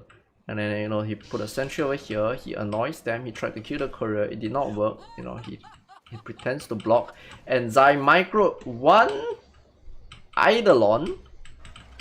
He micro one Eidolon to try to block this camp, but Boxy is already here and this camp is already blocked, you know, just to fake it out. You know, if you're sending Eidolon over, it's most likely that it is not blocked. Okay, so it's blocked. Misha stands here, block this big camp. All camps are blocked. Denied the Eidolon. And now they're gonna put a range creep back. And OG understands that pull is not gonna happen. In this lane, no pull is gonna happen. Okay, this block is here. This Weaver is annoying me here. And the best play right now, which they are about to do, is they're gonna just stick together. Every time you lay with Luna, what you wanna do is stick together with the Luna and use Luna Blessing. Luna Blessing is 5 damage, you know, it's like, guys, just 5 damage, right? But it's not, okay, it's plus 10 damage because you got 2 players. So together you are plus 10 damage, together you are attacking things together with potentially denying creeps with plus 10 damage. So they're gonna stick together, close, and CS together. So if I open up the CS, they are actually out denying the Enigma with 2 deny and the Bane have 2 deny. They're gonna out, and sorry, Uragi has 2 deny, so there's 4 denies. They're gonna out deny this Enigma because this Weaver is gonna be constantly playing around here. So if the Weaver runs into them, the Weaver is gonna damage because there's a sentry here. So he's gonna camp around here, he's gonna deal with this sentry, and Misha is gonna try to pressure him under tower. So like he knows about this sentry. Okay, let me show you how he noticed about this sentry. Okay, this is like very sharp. Like immediately he knows. So they get. Okay, so he was like chasing him over here, chasing him over here. Now this Bane runs in here. Okay. Plants the sentry. Turns around. Looks at him and try to right click him. Immediately, look at this ping. He may ping the sentry. So he's gonna try to kill this sentry. And Zai wanna put the wave back so that this sentry can be dewarded. And Bane has to contest the Eidolons because if he don't, they're losing experience. They're losing gold. So he has to contest that. He has to contest the deny. So he's gonna stick with the Luna. And then Boxy's role is to kill this sentry and play around this area and make sure pulls don't happen. So OG did like fantastic job playing this duo. This duo very common. So I think they probably practice this a lot. See, they hit him together. Make sure he doesn't This guy's take any, like do any damage for free. Okay, deny is gonna happen. Gonna kill this ward. He's gonna farm over here. Gonna try to kill Eidolons. How they usually play against Weaver, or how any pros usually play against Weaver, is they try to hit the Weaver together as they are doing the Sukuchi thing. Why Bane is good against Weaver in laning phase is because he can Nightmare him. When he use Sukuchi and he use Nightmare, he can kinda delay the Sukuchi and kill him afterwards, because level 1 Sukuchi is 12 seconds cooldown and the Weaver is not very tanky. Okay, 500 health, he will die. But the problem about this is there's an Enigma in lane. So this is kind of weird, you know. I think this is waste of mana because there's an Enigma in lane, he can just remove it. But he's dewarding also lah, so like maybe that's the multi-purpose thing about doing this Nightmare, but he has Eidolons. So Zai is gonna push this lane in here. Okay, wait, guys. Oh fuck, I just spoiled. So Zai and pretend you didn't hear what I said, guys. Okay, so now Zai is gonna use Midnight Pulse. Why did he use Midnight Pulse, guys? Do you guys know why he used Midnight Pulse here? To clear the trees? Maybe. Zai is trying to push the lane right now. Believe in the power of Nakama. Zai is trying to push the lane with Midnight Pulse. Like, you don't see this, right? Usually, like, just get mana fail, or the normal thing to do, you know what? Oh, he tried to push the lane, he shoved the lanes here. What happens is the next wave is going to, like, if you completely submerge the lane, right, under this, right, the next wave will be under this. Okay, that's how you see it. If it's partially submerged, right, the next wave will also be like somewhere around here. So it's not gonna go in. So this is gonna go in. Okay, it's gonna pull this back. Wave is gonna be here, it's gonna come out, it's gonna come out, it's gonna come out. There, see? The wave is here. That's what you do when you completely, like, the whole wave needs to go into the tower. Alright, that's how it works. So he's gonna pull this back. They're gonna push it and reset the wave by pushing it back. If the Luna is left alone here, right, and you know, like, let's say this support try to go pull and something, this Weaver is gonna annoy him. This Luna is gonna be very vulnerable here, so he's gonna die. So this is why this Bane is constantly here. So gonna push, auto attack creeps. Now they're gonna try to do the same thing, okay? Gonna get this wave in, and Zai, of course he knows that that's what they're gonna do, because he's God. So what he do? He hit him, he makes sure that the whole wave doesn't go in. He push him out, Okay, then he's gonna eat this creep, and look, the wave is still here, so like it doesn't really push back. So it's like kind of controlling the wave right now. Now during this time, right, Weaver actually left the lane to do this sneaky gang on mid TP X mark thing, and OG recognized that. Okay, he's gonna do. Oh, your support's left the lane. Or let's just hit you. Okay, do some damage. Okay, he's very close to the tower. He's not gonna die. At least they did some damage. Okay, they got him low, but you know, tango whatever.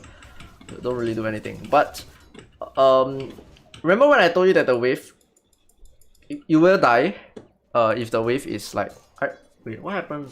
Game 1, right? I told you like the wave over here, they can kill you because you are carry and you are very vulnerable. This is what is gonna happen right now. Okay, they got Zai and Boxy got the lane to like this optimal position where like it is very hard for Misha and Yuragi to push the lane right now, and it's very hard for them to bring the wave back right now. And what Zai is gonna do is tank the creeps a little bit and like try to keep the wave here as long as possible, you know. If the wave gets too close here, it might get under tower. But if they keep the wave around here, it's very hard for them to push. And then Boxy is gonna try to chip their health at the meantime. And okay, so what you usually do against a Weaver is when a Weaver Sukuchi pass your Observer Ward, you do damage to the Weaver. So you even out the trade, okay? But Boxy is not gonna die. Because there's Eidolon and there's this Nightmare counter, and that is usually the Weaver counter, you know. But there's this Eidolon, remove the Nightmare. Remove the Nightmare. He gets to the Fog. Misha has no health, no mana, he has to salve up. And Boxy has a salve. Enigma is full HP, the wave is capped around here. He's like Zai, right? He's freaking tanking creeps here, though. Usually when you play Ina, what do? You want to put the wave back, right? No. Zai wants to kill them, you know. He's freaking tanking the creeps here because he knows that this, like, in this position, this carry is in a very vulnerable position. So he keeps the wave here. Okay, he walks up, he do damage to him because he's gonna pop the salve anyways, right? And he's not gonna die. This guy has no mana, this guy has nothing on him. So he's like, okay, I'm gonna go in, and I'm gonna do damage to him, chip his health, and I'm gonna salve up.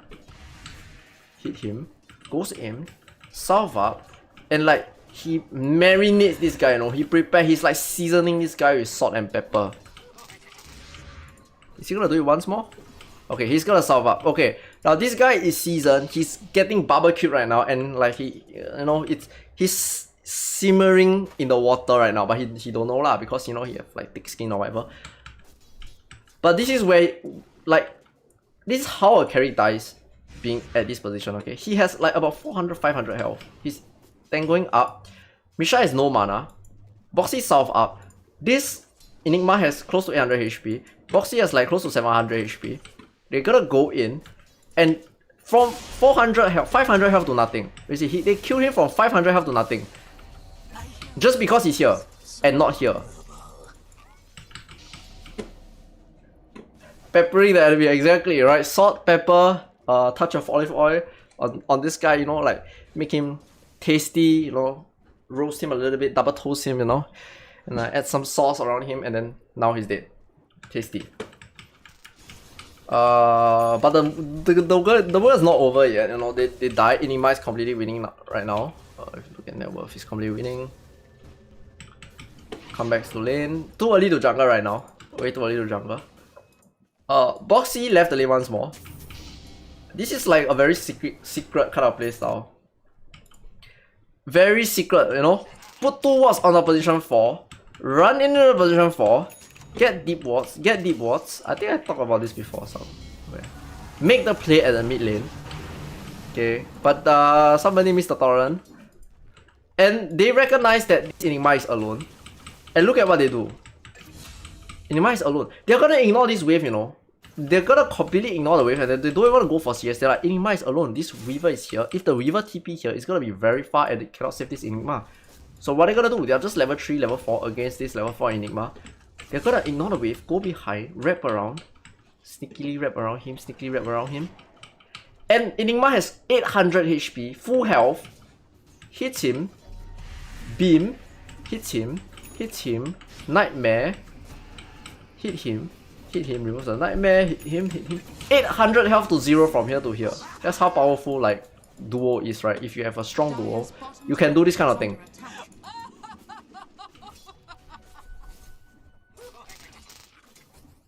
I love your GF. What do you mean by that? What?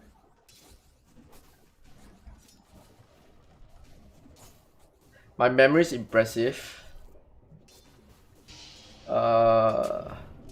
I think I watched this game like during the live, so like I can't remember what. I can like vaguely remember what happened. I don't like. I also went back to watch this replay and see what's going to happen. But yeah, Desert and good combo. Not bad. But Desert and Bane is like more common lah. Just because they can save each other, there's like a sort of a super trading going on, you know, like they have heals and shit. I don't get it. What you love? I love your girlfriends. I don't get it. What's happening? They play around night vision too. Yeah, they play around night vision. Luna, Blessing, night vision. But you can see, right, the moment they recognize that they are alone, right? Similarly to game 1, right? The moment they recognize they're alone, they immediately go for the kill.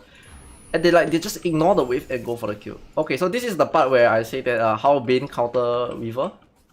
In some ways, if there's no Enigma. He's got a Sukuchi. Walk under sentry. He's got a Nightmare. Buy time for the Sukuchi to end. I hit him. Sunstrike incoming. Beam. Boom. Dead. That's the counter. And now Zai is gonna take over the lane. Bane has no mana and he's level 5 versus level 2 Luna. And Bane don't really have anything. Probably gonna go back to base. Obviously Zai know that because he's God. Pushing the lane. And this is the part where, if I'm not wrong, this Luna is gonna go jungle. If I'm not wrong. Yeah, he's gonna go jungle. And then Zai completely winning right now. You know, Luna is up a little bit of gold, but after Zai farms here, take this tower, this Enigma is gonna be very rich. And he's also going for Orchid. Now, did you see how fast he recognized that he can kill this tower? Alright, let me show you. This is their vision, okay? They see this, they see the Luna here. Immediately, the moment he see the Luna farming here, you know, stacking here. Look at him, he's auto-attacking creeps already. He's like auto-attacking. Okay, alright, time to take this tower. Bane needs to go back, and by the time he comes here, I need this tower to be low health such that they cannot defend it. Or like, I have to create a scenario where the Bane comes here, we kill the Bane. The Luna is not gonna come here because the Weaver is chasing the Luna right now. And if the Luna were to TP here, it's completely troll game, okay? He can black hole him, and the Luna is no TP, and the Luna is gonna die. The Luna is gonna be very sad. Luna is getting chased by Weaver, and he has to jungle. There's no brainer. He has to leave this lane for now. But this, oh, look at how he killed this tower. Like in one push, you know, he killed this tower. That's how fast he recognized that this tower is dead. Radiant's bottom middle is under attack. Just ignore the... Wait a second. I love your mouth. Oh my god, what's happening?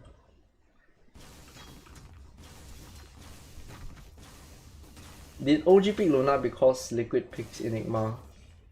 They don't want to give extra night vision. I think Luna is just a very stable carry in this patch. Night vision, you know. But the problem with OG's lineup here is they have 3 laners. They don't have playmakers, you know. They have 3 laners. Both supports are not like go in and stun you kind of hero, you know. They are just one Bane and one Willow, which is like a camp a lane and try to snipe you with Sunstrike. Luna wants to hit jungle creeps. Exalt Invoker wants to hit jungle creeps, push lane. Underlord wants to hit creeps. Everybody wants to hit creeps. So I think that's like a major Radiant's bottom tower OG flaw, which probably not a flaw because they can kill creeps very fast also. They farm really fast. But they're gonna give away this tower. Radiant's bottom tower has fallen. Radiant's middle tower. And Enigma gets to farm here for free. And Enigma is gonna be very, very rich.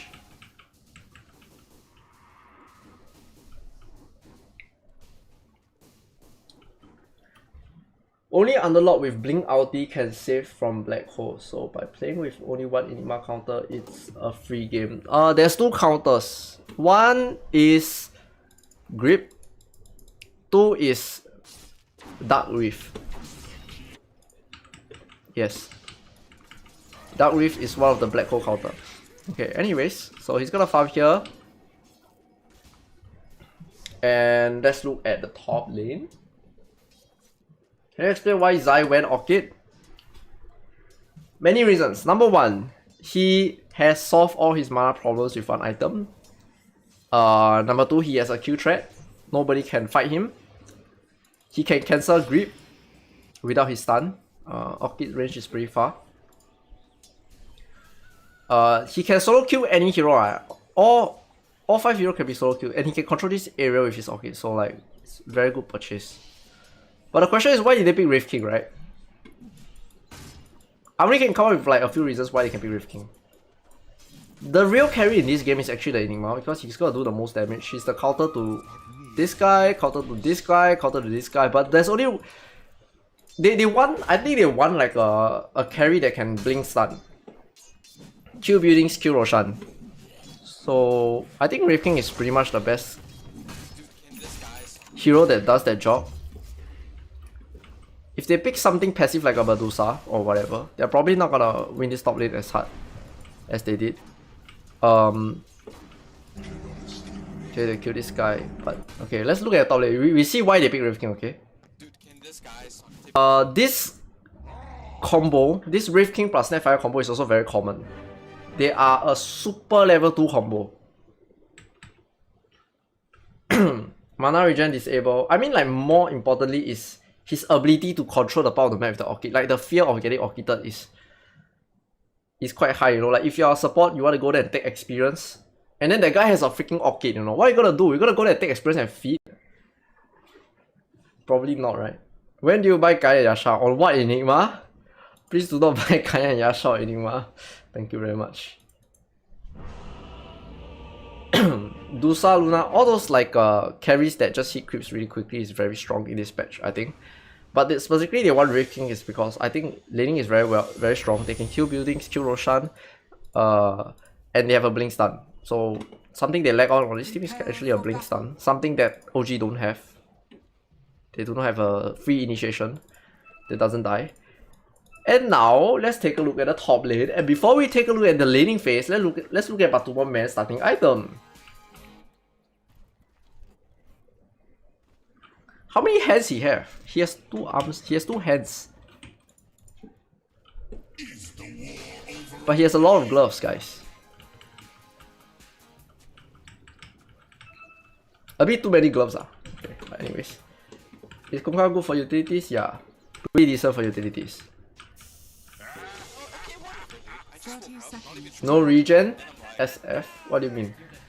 This is some Matuba Man thing, you know. Matuba Man don't buy regen on his carry one. You see him play PA, right? He also don't buy. He don't have a single tango. Like, he waits for the what do you call that? The runes to buy the first tango. Mainly because he don't want to get denied in the first 2 waves. He wants as much damage as possible to secure level 2, and because most of the time level 2 is his kill threat. One for Soaring, one for Bracer, you will see, okay? So now, we're gonna go to lane, and then we have Snapfire. Wow, so loud.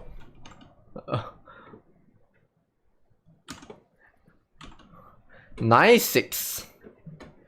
Nice 6, thank you for the 5 months. Magic. Okay, guys, we look at this lane, guys. We look at this lane. Okay, so Snapfire and Wraith King versus this. I don't consider this like a no-brainer, okay? It's quite easy for these two to lane, but it's quite hard for these two to lane.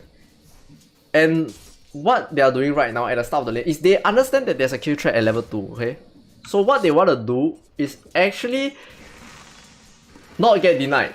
Not gonna lie, they just not want to get denied. You look at how they position their hero, you know. They're not even trying to keep creep equilibrium. They're just gonna auto attack creeps and gonna time the CS together and try to not get denied in the first 2 wave. Get CS, get CS, get CS. Taiga is gonna like go block this camp. Get CS. Insania is gonna make sure nothing gets denied here. He's gonna do this tree trick again, which is very common. I think anyone can do this, right? You just stay in the tree and you just zone people and just hide in the tree when they try to hit you back. And then he's zoning him away and hitting him. He don't give a shit about tanking creeps. He don't give a shit about pushing the lanes, because the moment he back, even if they get 0 last hit, okay? Even if they get 0 last hit, they're gonna hit level 2. At level 2, they get 100 to 0 players, okay? Look at this. Look at this. Level 2. ATF full HP. Okay, Taiga full HP. Full HP. Look at this. Walk up, try to contest the deny. Walks out of position by a little bit. Boom. Boom. Slow. Hits. Hits. He even popped a south. Dude, he has full HP, okay guys. He's full HP. He started this lane full HP. He didn't even take a single damage. 640 damage. They just killed him straight up. This is the power of this combo.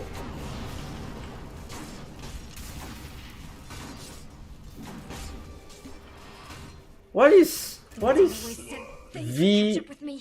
VAWR tech? Someone keeps saying it. Are playstyles between region different? Yeah, of course.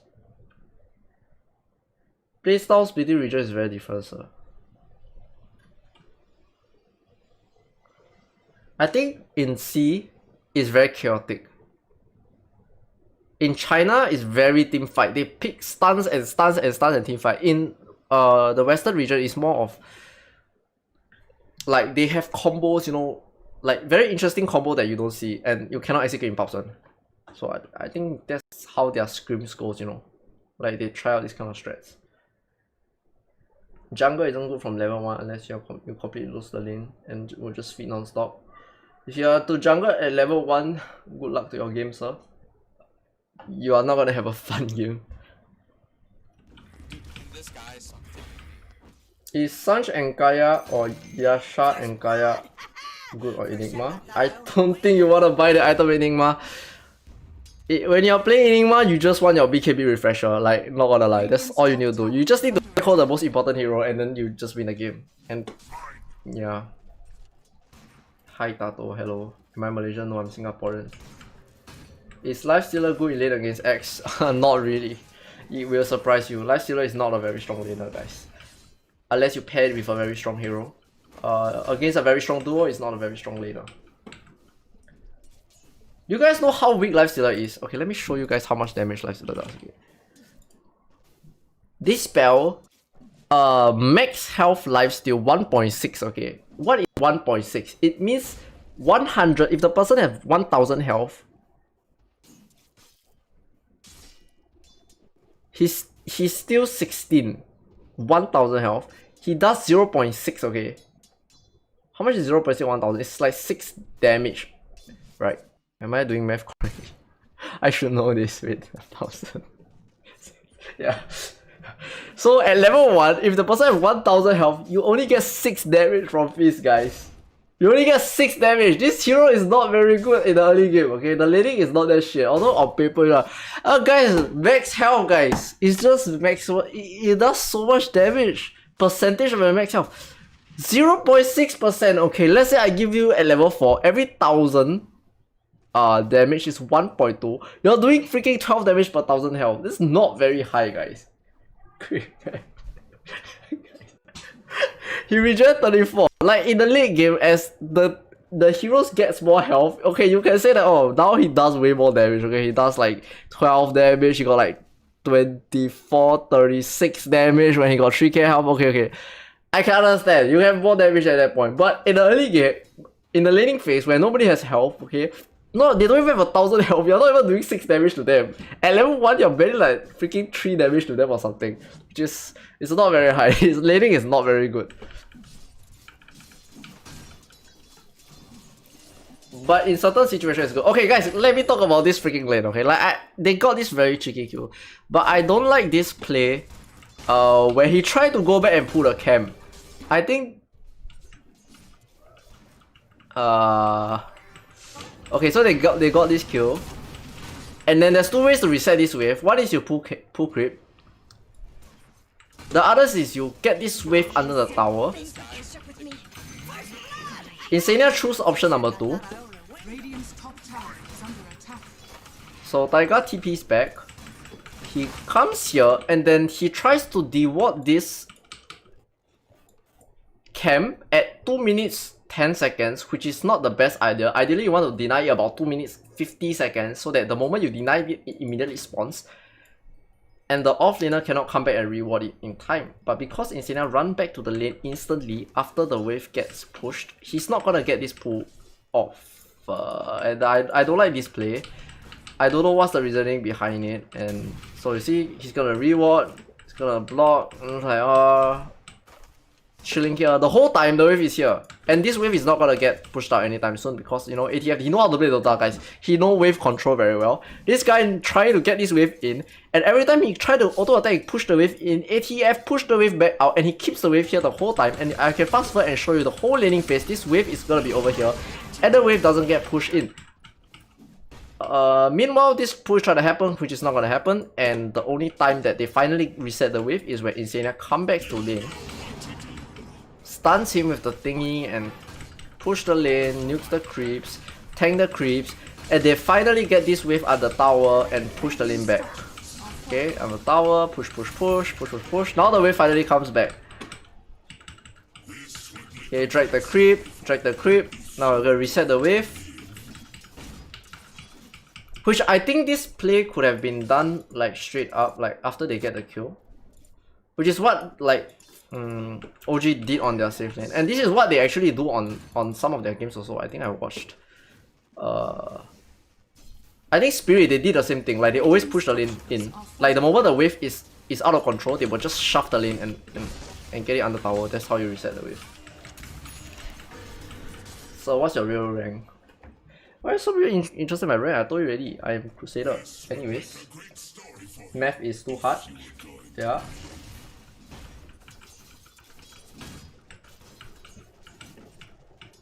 Yes, Math is way too hard.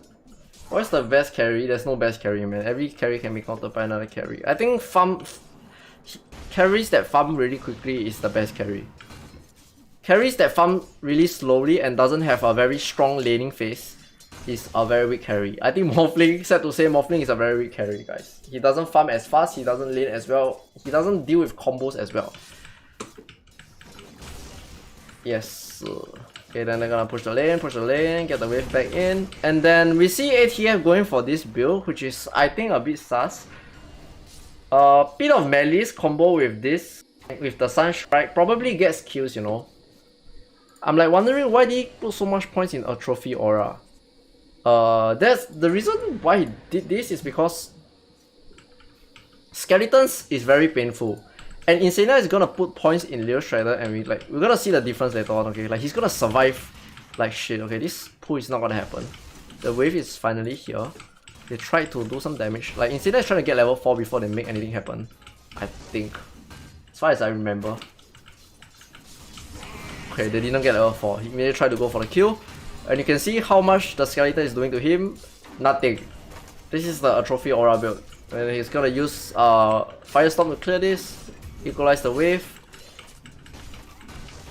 Wave is gonna get pushed back, and then there's gonna back and forth trading of farm. They tried their best to kill this Underlord many times, and it's like this Underlord is way too tanky with this.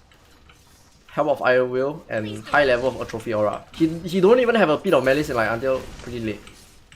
I think his job in this lane, or like what he wants to do is to anchor to this lane and make sure nothing happens in this lane, and eventually take down this tower.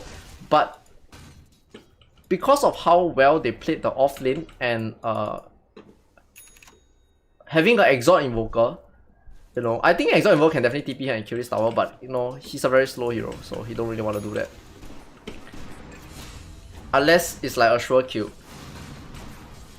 But ATF is not dying in this lane, and this tower is not dying, so it's like very awkward tension around the top lane. So I don't really know how to feel about this, but ideally what ATF want is to kill this tower so his Luna can come here and farm. But he's trying his freaking best to push this out, and then like they have this high level of Scatter Blast coming in to like freaking defend this tower non-stop. Until they got a bit frustrated, and like I think eventually ATF dive tower somehow somewhere. I don't know, I don't remember when it happened. But eventually he's so frustrated, trying to kill this tower, but they just auto attack creeps and keep pushing it out, and very awkward top lane. RTZ strong carry. How strong is Sivir this patch? I don't think Sivir is that strong, honestly. I think his lane is a bit weak. Is Arcane Blink altering first? Arcane Blink. Altering core might not be that good anymore because cooldown reduction doesn't stack anymore. You can't get multiple cooldown reduction stuff, so you only can get either Arcane Blink or Altering Core. Most of the time you want Arcane Blink, you know, because it's just an upgrade of a Blink. You can buy something else with the money. Hello Sharu. Is Exalt Invoker a thing against this patch? I think it's a BZM stuff. I don't think anybody else does this. So, very awkward game because the Invoker don't want to leave mid. The Kunkka is rotating and forcing them back, and this is one of those like wards that I think I recommend you guys plant on the off lane especially. Sorry, if you're on the safe lane you want to plant this ward, okay? This ward scouts not only scout rotation but it scouts TP, and if you know where the enemy is TPing in, it's very easy to react to what they are doing. You can either TP out farm another lane, or you can get heroes ready to defend.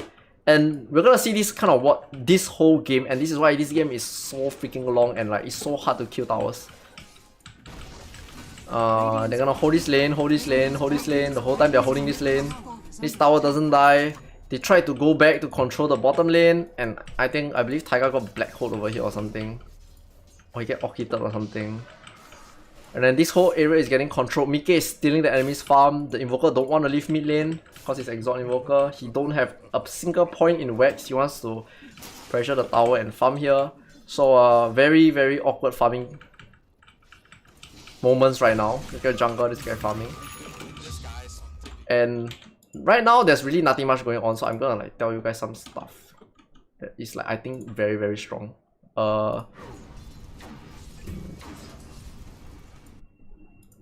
About here maybe.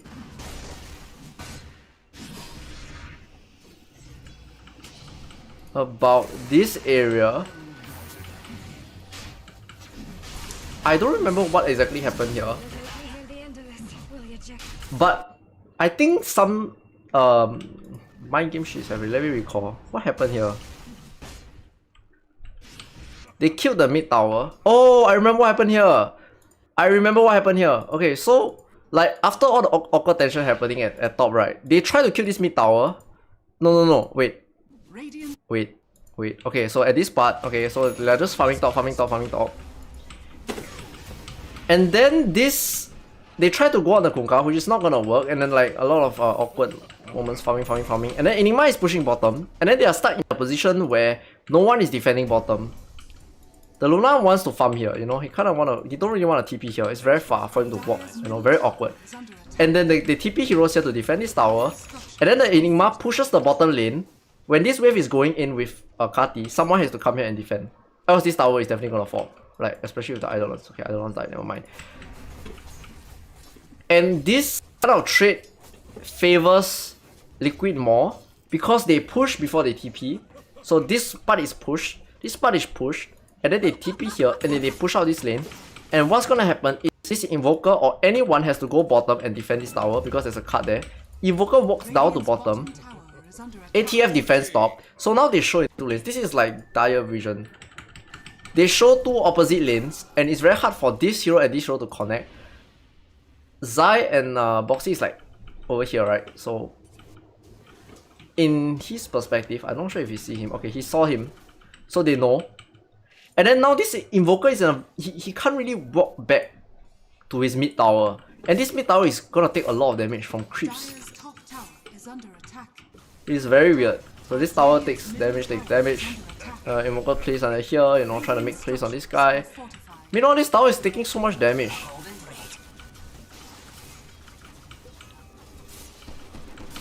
Eventually, I think Mike died, but it's not that big of a deal, I think. They died, they rotate all the heroes here. Then the wave get pushed out. And then Enigma shows mid again. Bottom is pushing in, and then Wraith King finally go bottom. They hold top tower for long enough, like 13 minutes is very long. Compared to Enigma that killed the bot tower at 6 minutes. Okay, then Enigma is mid, have a bunch of Eidolon.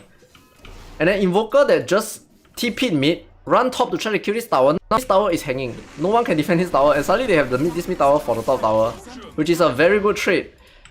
Radiant's middle tower has fallen. I think maybe like some communication problems. I think it's because of this getting pushed in, that caused this whole chain effect that this tower falls.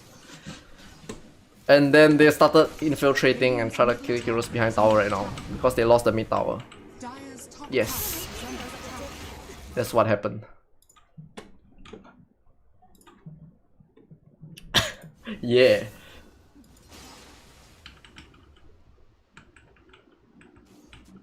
Then what do you buy on Enigma? Basically, you have infinite money. In this patch, you want Blink BKB Lincoln's Refresher. That's your win condition. You need BKB, you need Blink. You need Lincolns, you need Refresher because there's creep. So BKB not enough, you need Lincolns. Radiant's courier has been killed. Octarine is always better. You get cast range and it's cheaper. 120 seconds, Black Hole versus 112. No, but if you buy Arcane Blink, it is the same.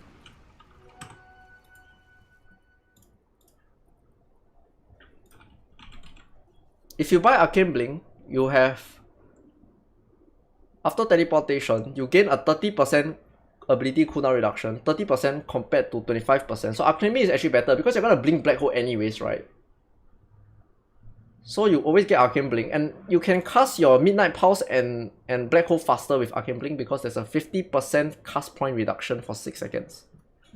I don't think you buy Octarine Core at all in this patch because cooldown reduction doesn't stack anymore.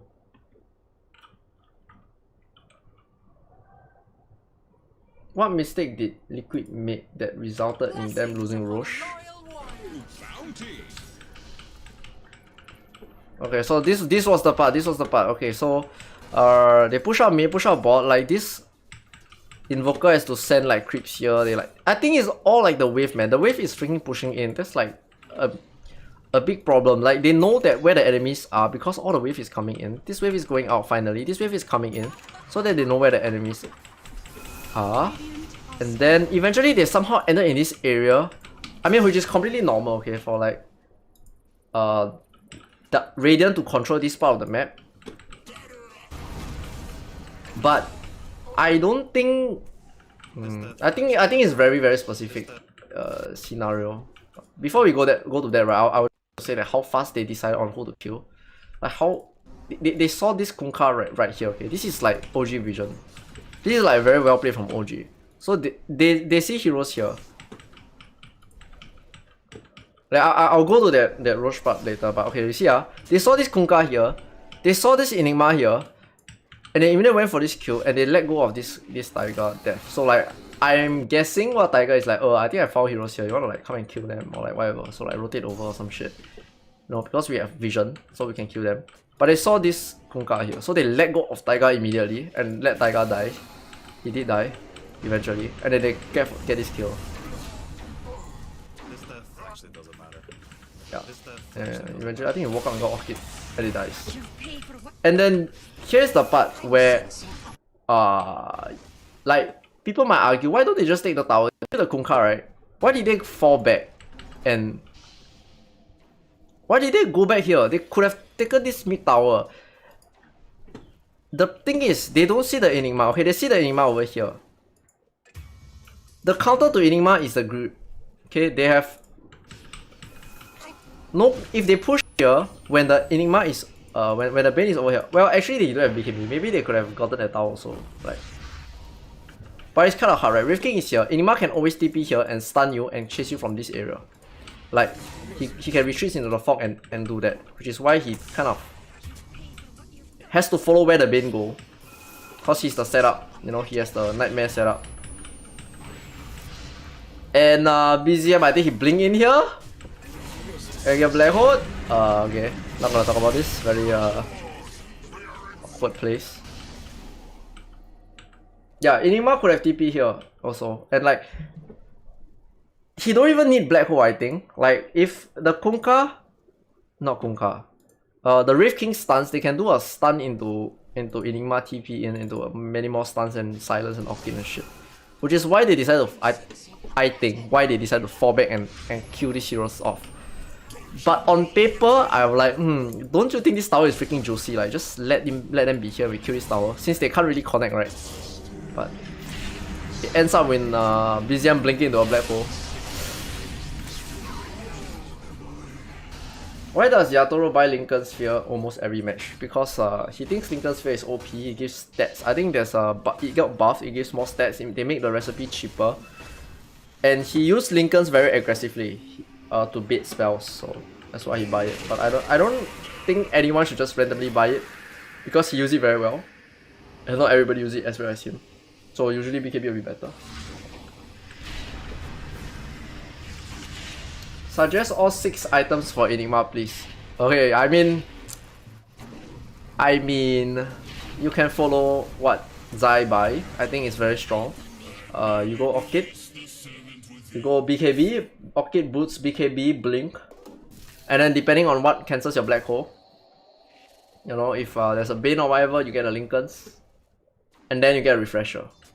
And then that's pretty much it.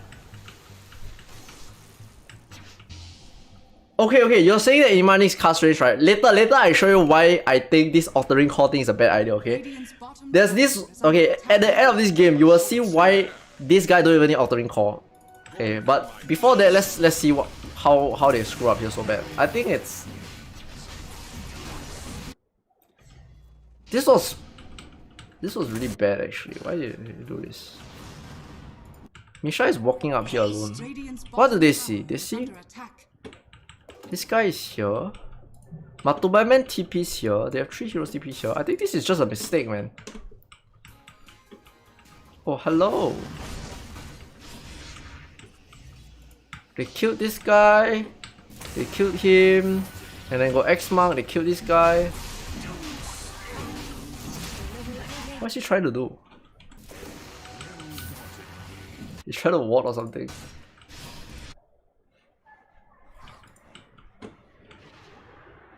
Is this kind of sus or what? What the heck?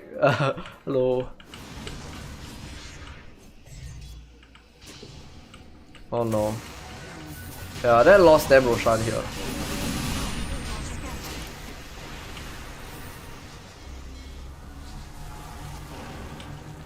Go Aetherlands on every Enigma match. Okay, I mean like there are definitely different builds that everyone can agree disagree on, but later you will see why I think that you don't need altering core, and you will see what Zai do. Okay, wait, let me just find the part. 21 minutes. Okay, I want to show you something that I think is very strong. That both team does very well. Heal wards are usually used for team fights. That's what they do with heal wards. Lane wards are used to maintain it on the throughout the game to scout heroes rotation. So they walks up here, they plant a heal ward at night time. So very common ward, right? In the pubs you're like, hey, why do you plant this common ward? It's gonna get de-warded anyway, blah blah blah. But actually this kind of ward is just helping during the team fight. So this ward gives him vision of this guy. They will smoke. Okay, they plant this ward, they gives vision of this guy, saw the Enigma because of this ward. And that guy is gonna go for the Enigma, kills the Enigma, doesn't have BKB yet. And then because of this, they lose a whole team fight because of this one ward. Which eventually is gonna get de-warded, but it's like something I think anyone can do. And it just wins you team fight, it just straight up wins you team fight. You see them, you kill them, you know? And the enemy don't see you.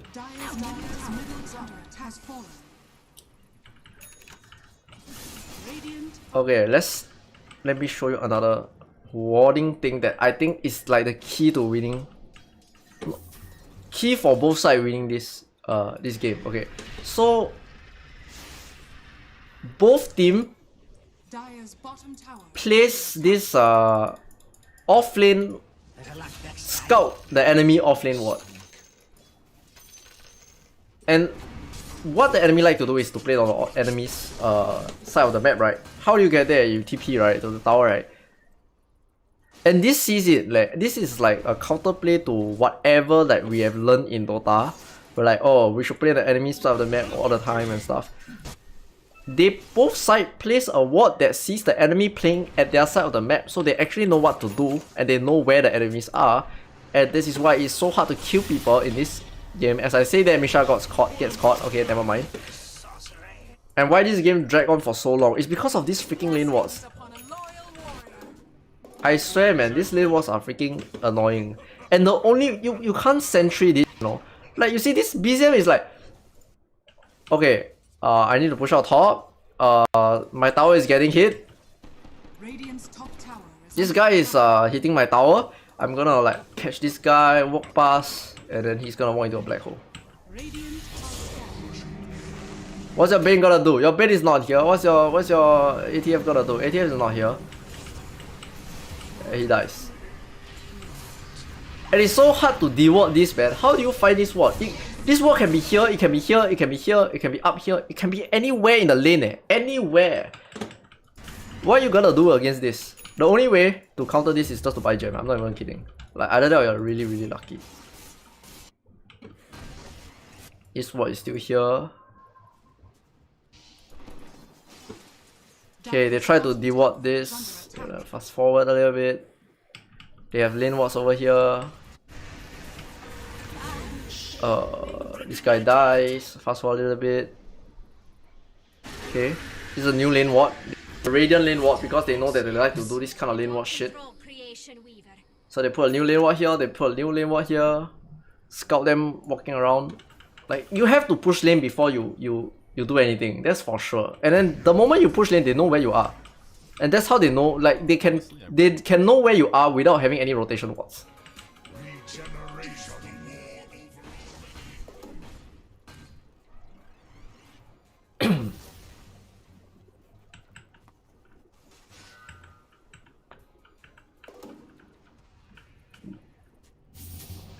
What's BTS? Goods of travel.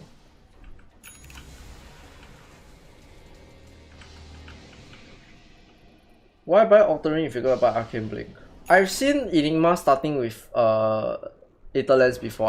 I haven't really like watched those kind of games, but I've seen it many times, and maybe there's like an idea behind it. But in this specific game, there's actually like, we're gonna see why. There's just no reason to buy it. You know, he's going for Arcane Blink. They're gonna play late game, right? And this game is not easy to end a game. Okay, you're pushing up Midnight Pulse. You're pushing up like this guy with 2 lives. You're pushing up with potentially like a Kunkka splashing your face, and there's just so much shit to deal with. Okay, there's like fire and shit. And then what Liquid is pushing into? They're pushing into Firestorm. They're pushing into like this Luna Blink shit. They're pushing into like Meteors and Bramble Maze and shit. Like, both sides is very hard to push, and they have to kill the enemy somehow before they can kill towers. Until they discovered how they can do this Blink, Rapier, BKB and kill tower. And okay, we're just gonna fast forward and see what they do. Okay, like, I think it's about here. He buys Rapier. Next team fight. It's very draggy because nobody can make any moves. It's so hard to make any moves. Go for this guy. Nothing really happens here. All this engage for like 1 kill or something. Because they can't kill anybody. No one is out of position. Everyone is positioning very well. Oh shit! I lost a Rex. Fuck. Wait, what? Where did my Rex go? Oh yes, here. So this is their solution. Wait, what? No. This is before this. So what they do is with DD or Rapier, they're gonna X mark and they're gonna blink in and hit Rex. So like, this is their solution to high ground. Because there's no other way you can do this. You go out, you get Firestorm. Everybody go out, you get Firestorm. Everybody get traps on the high ground. So it's probably gonna do this again. Okay, he's gonna X mark, he's gonna blink in, press BKB and hit. Press fort, okay, you back, no BKB. And then creeps are gonna push this area. And then the waves are coming in, then we have to deal with the freaking waves. And then I think it's like some roast shit happening or something. And then we have these new wards. Okay, so like remember I told you about the lane wards. So what the only counter is gem, which they both side gets gem. Wait, this guy have a Lincolns, what the fuck? Okay, you have gem on this side, you have gem on this side. This is the counter lane ward. So now we have to go back to heal wards, okay? Lane wards don't work anymore, we have to go back to heal wards. So everybody start planting heals now. They know they both side have gem. And then Enigma did this very good, okay, I would say Mickey and Zai did this cheeky play where he has BOT. He's gonna X mark him, he's gonna come here, and he's gonna plant this freaking level 25 Eidolon with +5 Demonic Purge, +50 Eidolon damage, and they're gonna force a fight here. I think this is a replay bug, he do not have DD. And look at this Eidolon, he's gonna push while they try to force a fight here. Look at this shit! Radiant's bottom barracks are under attack. Oh no, my Rex! Radiant's bottom barracks. They have to resort to this things to like get Rex, because you know it's just so hard to get Rex right now. Why is there still an argument between Octarine and Arcane Blink? You can't get Octarine and Arcane Blink, guys. The cooldown reduction doesn't stack anymore. They removed the stack of cooldown reduction. Illusion. Or am I wrong? Did they like unremove it or Dire's something? top tower is under attack. You cannot buy it anymore. I mean, you can buy it, just do nothing. Dire's top barracks has fallen. Okay, anyway, now we're gonna have the exact same play here. Okay. We have X mark kill tower, and then now we have Luna comes up. Top tower has fallen. ATF pop this Dark Rift and blink in Dark Rift him out. Has fallen. Fort use. Dire's Exact same play as Kunkka except it's more costly.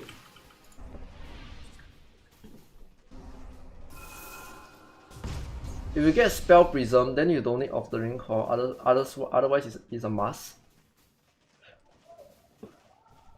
It doesn't stack, bro. It doesn't stack.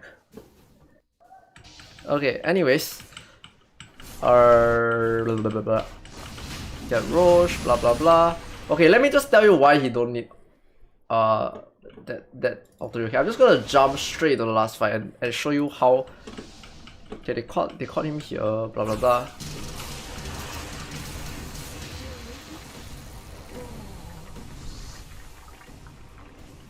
Yeah, it does. You need the blink anyways, so might as well get the arcane blink, right? It makes no sense to buy the Altering Core. Trust me, you need both arcane. Why? Why do you need to buy both?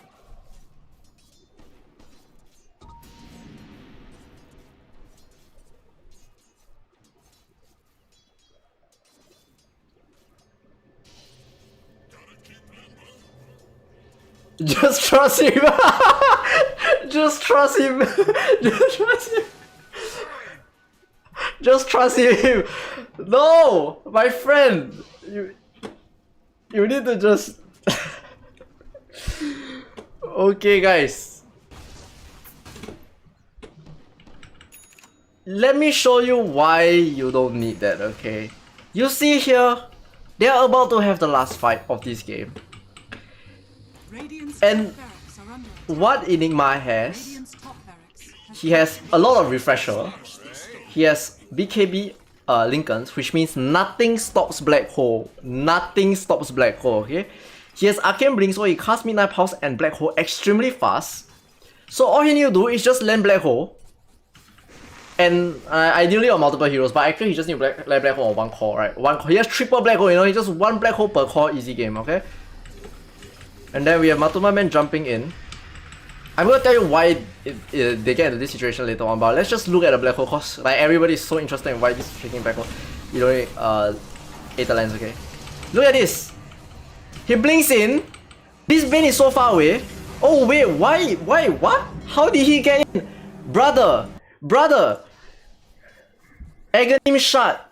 1200 AoE get pulled into Black Hole. This is why they don't need Altering Core, need any cast range, guys. Look. He's out of range, okay? This guy is out of range. He blinks in. He's out of range. This guy is out of range. He Blacks Hole. He get pulled into the Black Hole. This guy is getting pulled. They're all getting pulled into the freaking Black Hole.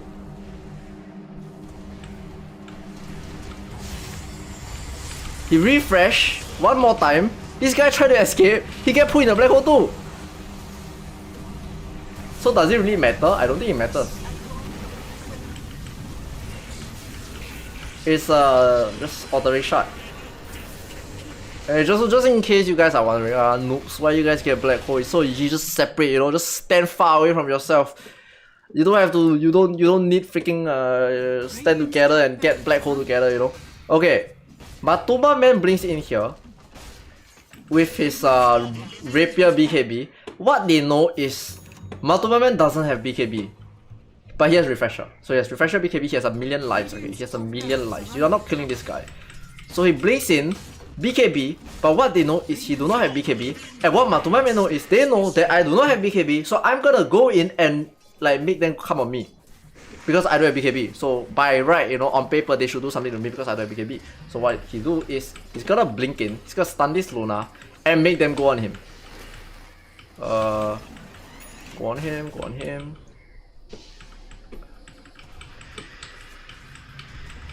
Go on him anytime now, still no BKB, anytime now. Okay, X mark. Blink, stun him, This is a freaking huge Wraith King, by the way. Hit him, and then his Luna is about to die. And Misha is like, oh shit, my Luna is about to die. I have to grip him. My Luna just got torrent. And the moment the grip happened, the black hole comes. And they are getting pulled into the black hole, okay? This guy is nowhere. Okay, he's near the black hole, but gets pulled into the black hole because of the shard. So yeah.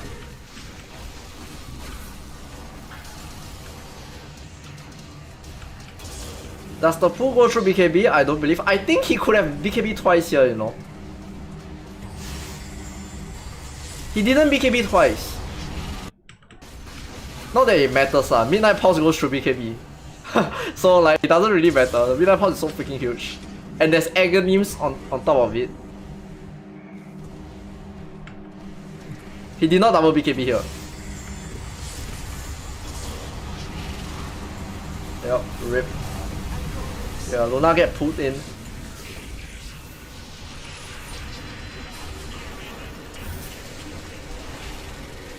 Enigma is a literal fuck you team fight. Yeah, dude, it's the literal fuck you team fight. Nothing wins a black. Okay, Global Silence wins black hole. Potentially Rubik can steal your black hole and wins black hole, but this spell is a bit strong in a extreme late game, which is why you don't want to play extreme late game. And also the fact that if you have Enigma on your team, right, it's a very good idea to drag the game. Because if your Enigma gets this kind of item, right, Enigma don't have to play freaking well, you know. He don't have to be the god of Enigma to do this.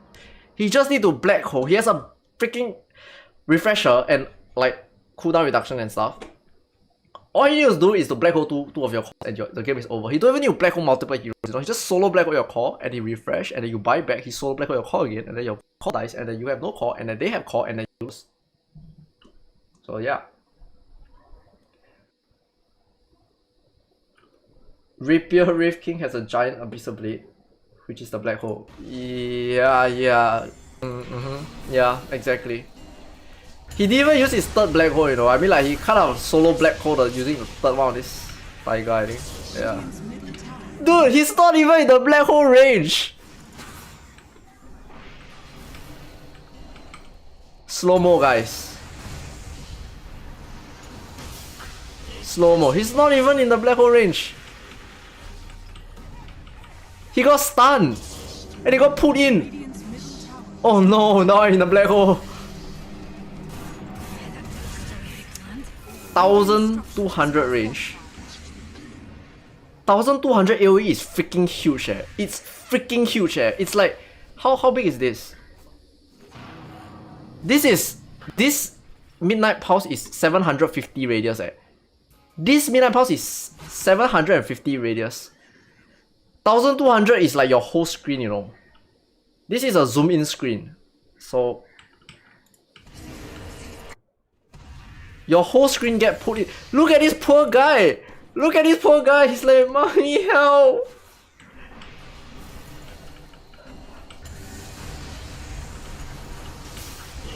He's nowhere near the black hole. He's getting put in. It's like, oh, run. I can't run! Help! Oh, rip. Radiant structures are fortified.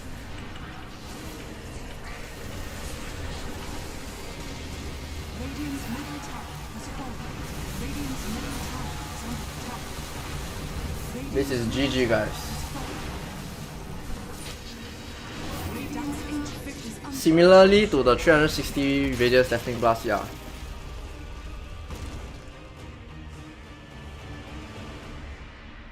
Why the Aegis on Enigma? Because that's their win condition. If the Enigma dies, they lose. Enigma is buyback anyway, so it's not like it's that big of a deal. But another reason is why is nobody has slot. Everybody is maxed in item. So your win condition have Aegis that cannot kill the Enigma, you're gonna lose, man. At that point, the Wraith King's job is just to like. His job is just to kill towers for you. He's not even gonna hit heroes. Enigma and Friends is gonna kill the heroes. Wait till they get a load of me. Look at the damage dealt, guys. 61k on Enigma. 30k. It's like he do double the damage for Wraith King. He even did almost more damage than Matumaman on building damage. Holy shit, this Enigma is carry. I think Enigma is always the carry regardless. Like even if it's position 4 Enigma is always the carry. Of course you don't want your boss 1, boss 2 to be poor lah, but yeah, they drag the game too long against Enigma, it's not good. It's not like they can do anything though. They lose in every team fight, you know. Kunkka has Mirror Shield, Aghanim Blessing.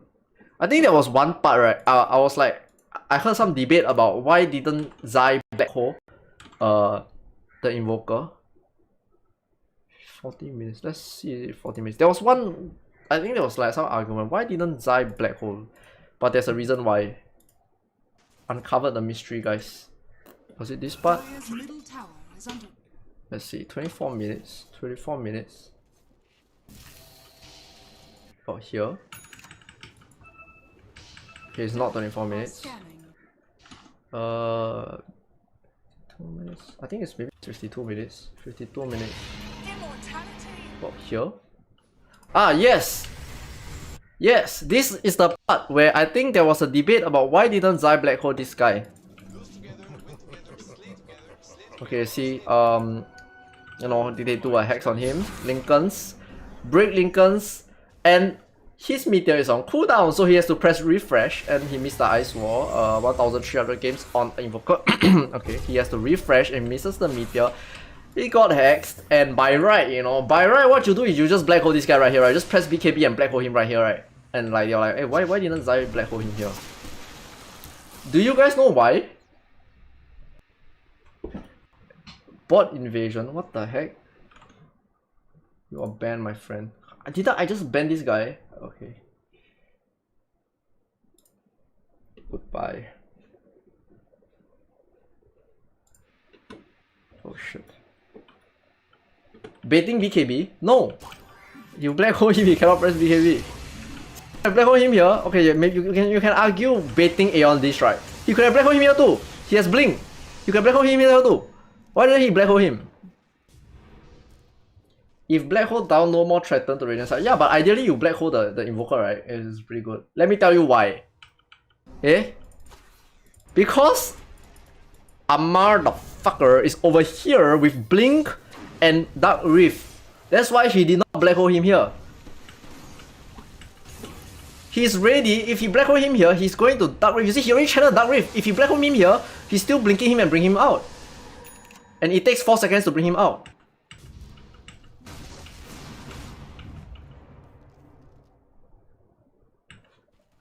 And he's also farming, like, guys, Zai is not a noob, guys. Zai is pro. Like, when I see people question, wow, why didn't he black hole here? Like, I was like reading Twitch chat or something, I can't remember what it was like. Why didn't he black hole? Bruh, you see, in Zai's perspective, you know, he knows this freaking, he knows there's an underlord here.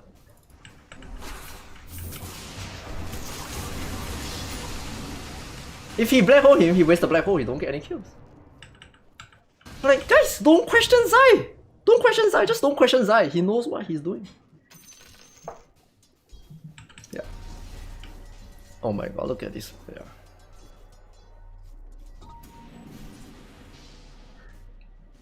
You only want to pop the Invoker on this. Well, I guess you have to pop his on this to kill him. You're so nice. Did he know about? Yeah, he knows about Underlord. There's many times in this game where he could have black hole, but he didn't, just because he understands the Underlord will bring them out. You know, when they are pushing up here also, he could have black hole them. He could have black hole. Why is this Luna running up high ground like retard? You know, no, there's a freaking Underlord there. If you black hole the Underlord, bring him out. You waste black hole, they turn around, they smoke, and they run at your base, and you get black hole. So that's why he didn't black hole. Yeah.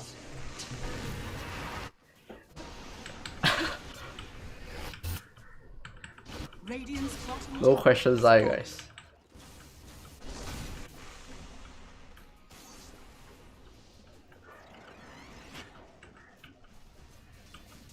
Why Secret switch Zai to Ice 3? I think it was Zai's decision, not Secret's decision. These two teams are baiting each other. Yeah, it was a 70 minutes of bait and outplays and map control and all the shit. So Bobo. My Bobo.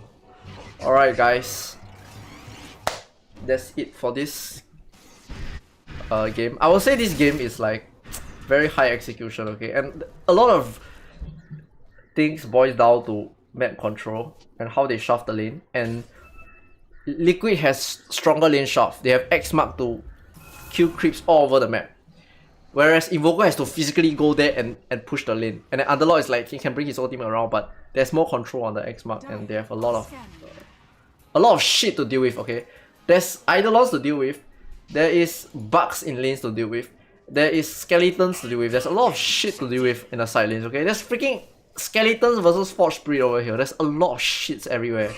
That's why it's so long, draggy game. Radiant are scanning.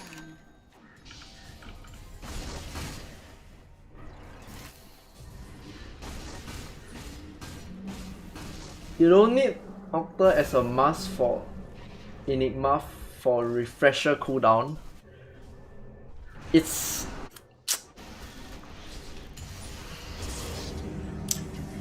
no, you don't. Liquid won, by the way.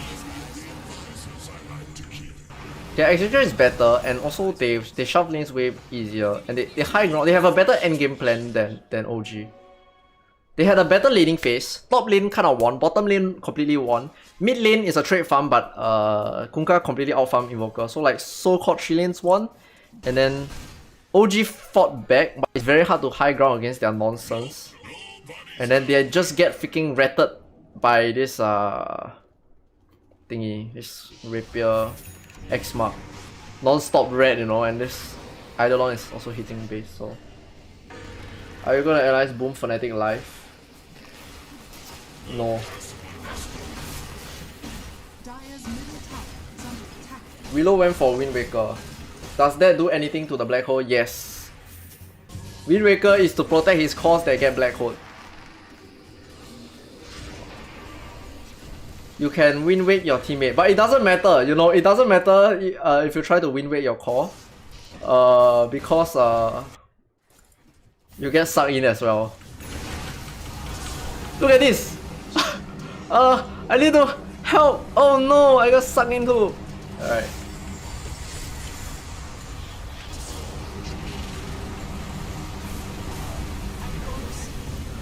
Oh! Can you not win weight yourself? Can you not win weight a BKB target?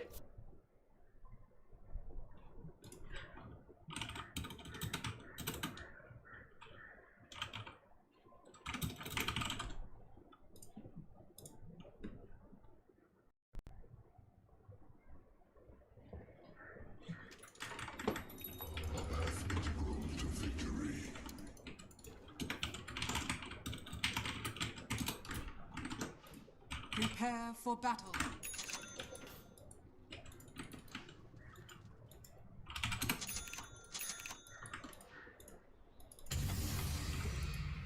You can. Oh, there was Nullifier. Yes, there was Nullifier. I think I saw Nullifier or someone. Yeah, it was. Okay, there's Nullifier. Never mind. There's Book of the Dead, if I'm not wrong. Book of the Dead have the Necronomicons that also purge. So yes, the counter to your Wind Waker. So this 6.8k gold item is completely useless at this point of the game, which you only have 15k gold.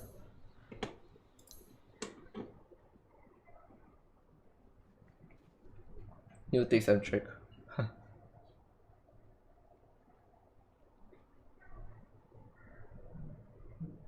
Analyze Nigma last game. Which one I forgot, but I remember it was TV vs SF. Maybe I analyze it after Miracle comeback. Maybe. He win rake the pit lord. But there was Wind Waker. There was Nullifier. That's why he drops down.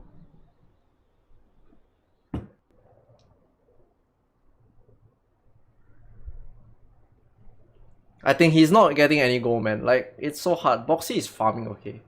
Insida is farming. The Dark Willow cannot farm for shit. The Bane cannot farm for shit. Yes. You have 2 players on your team that have 1000 CS because the Bane can't clear creeps. The Bane can clear creeps if he buys Shard, but it's kinda lame. This guy can't clear creep. There's no one that can clear creep. Like, whereas Liquid have 5 heroes that can clear creep, so. Okay, thank you for watching the video. If you enjoyed, don't forget to like, subscribe, turn on notifications. I'll see you in the next video. Okay, bye guys.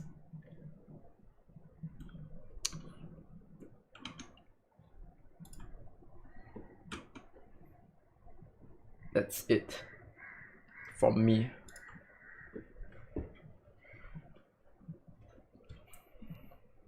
Bye. Add me to your sugar daddy outro, bro. Enjoy my my bounties go out at you. That's how they get added, by the way. Okay, bye guys.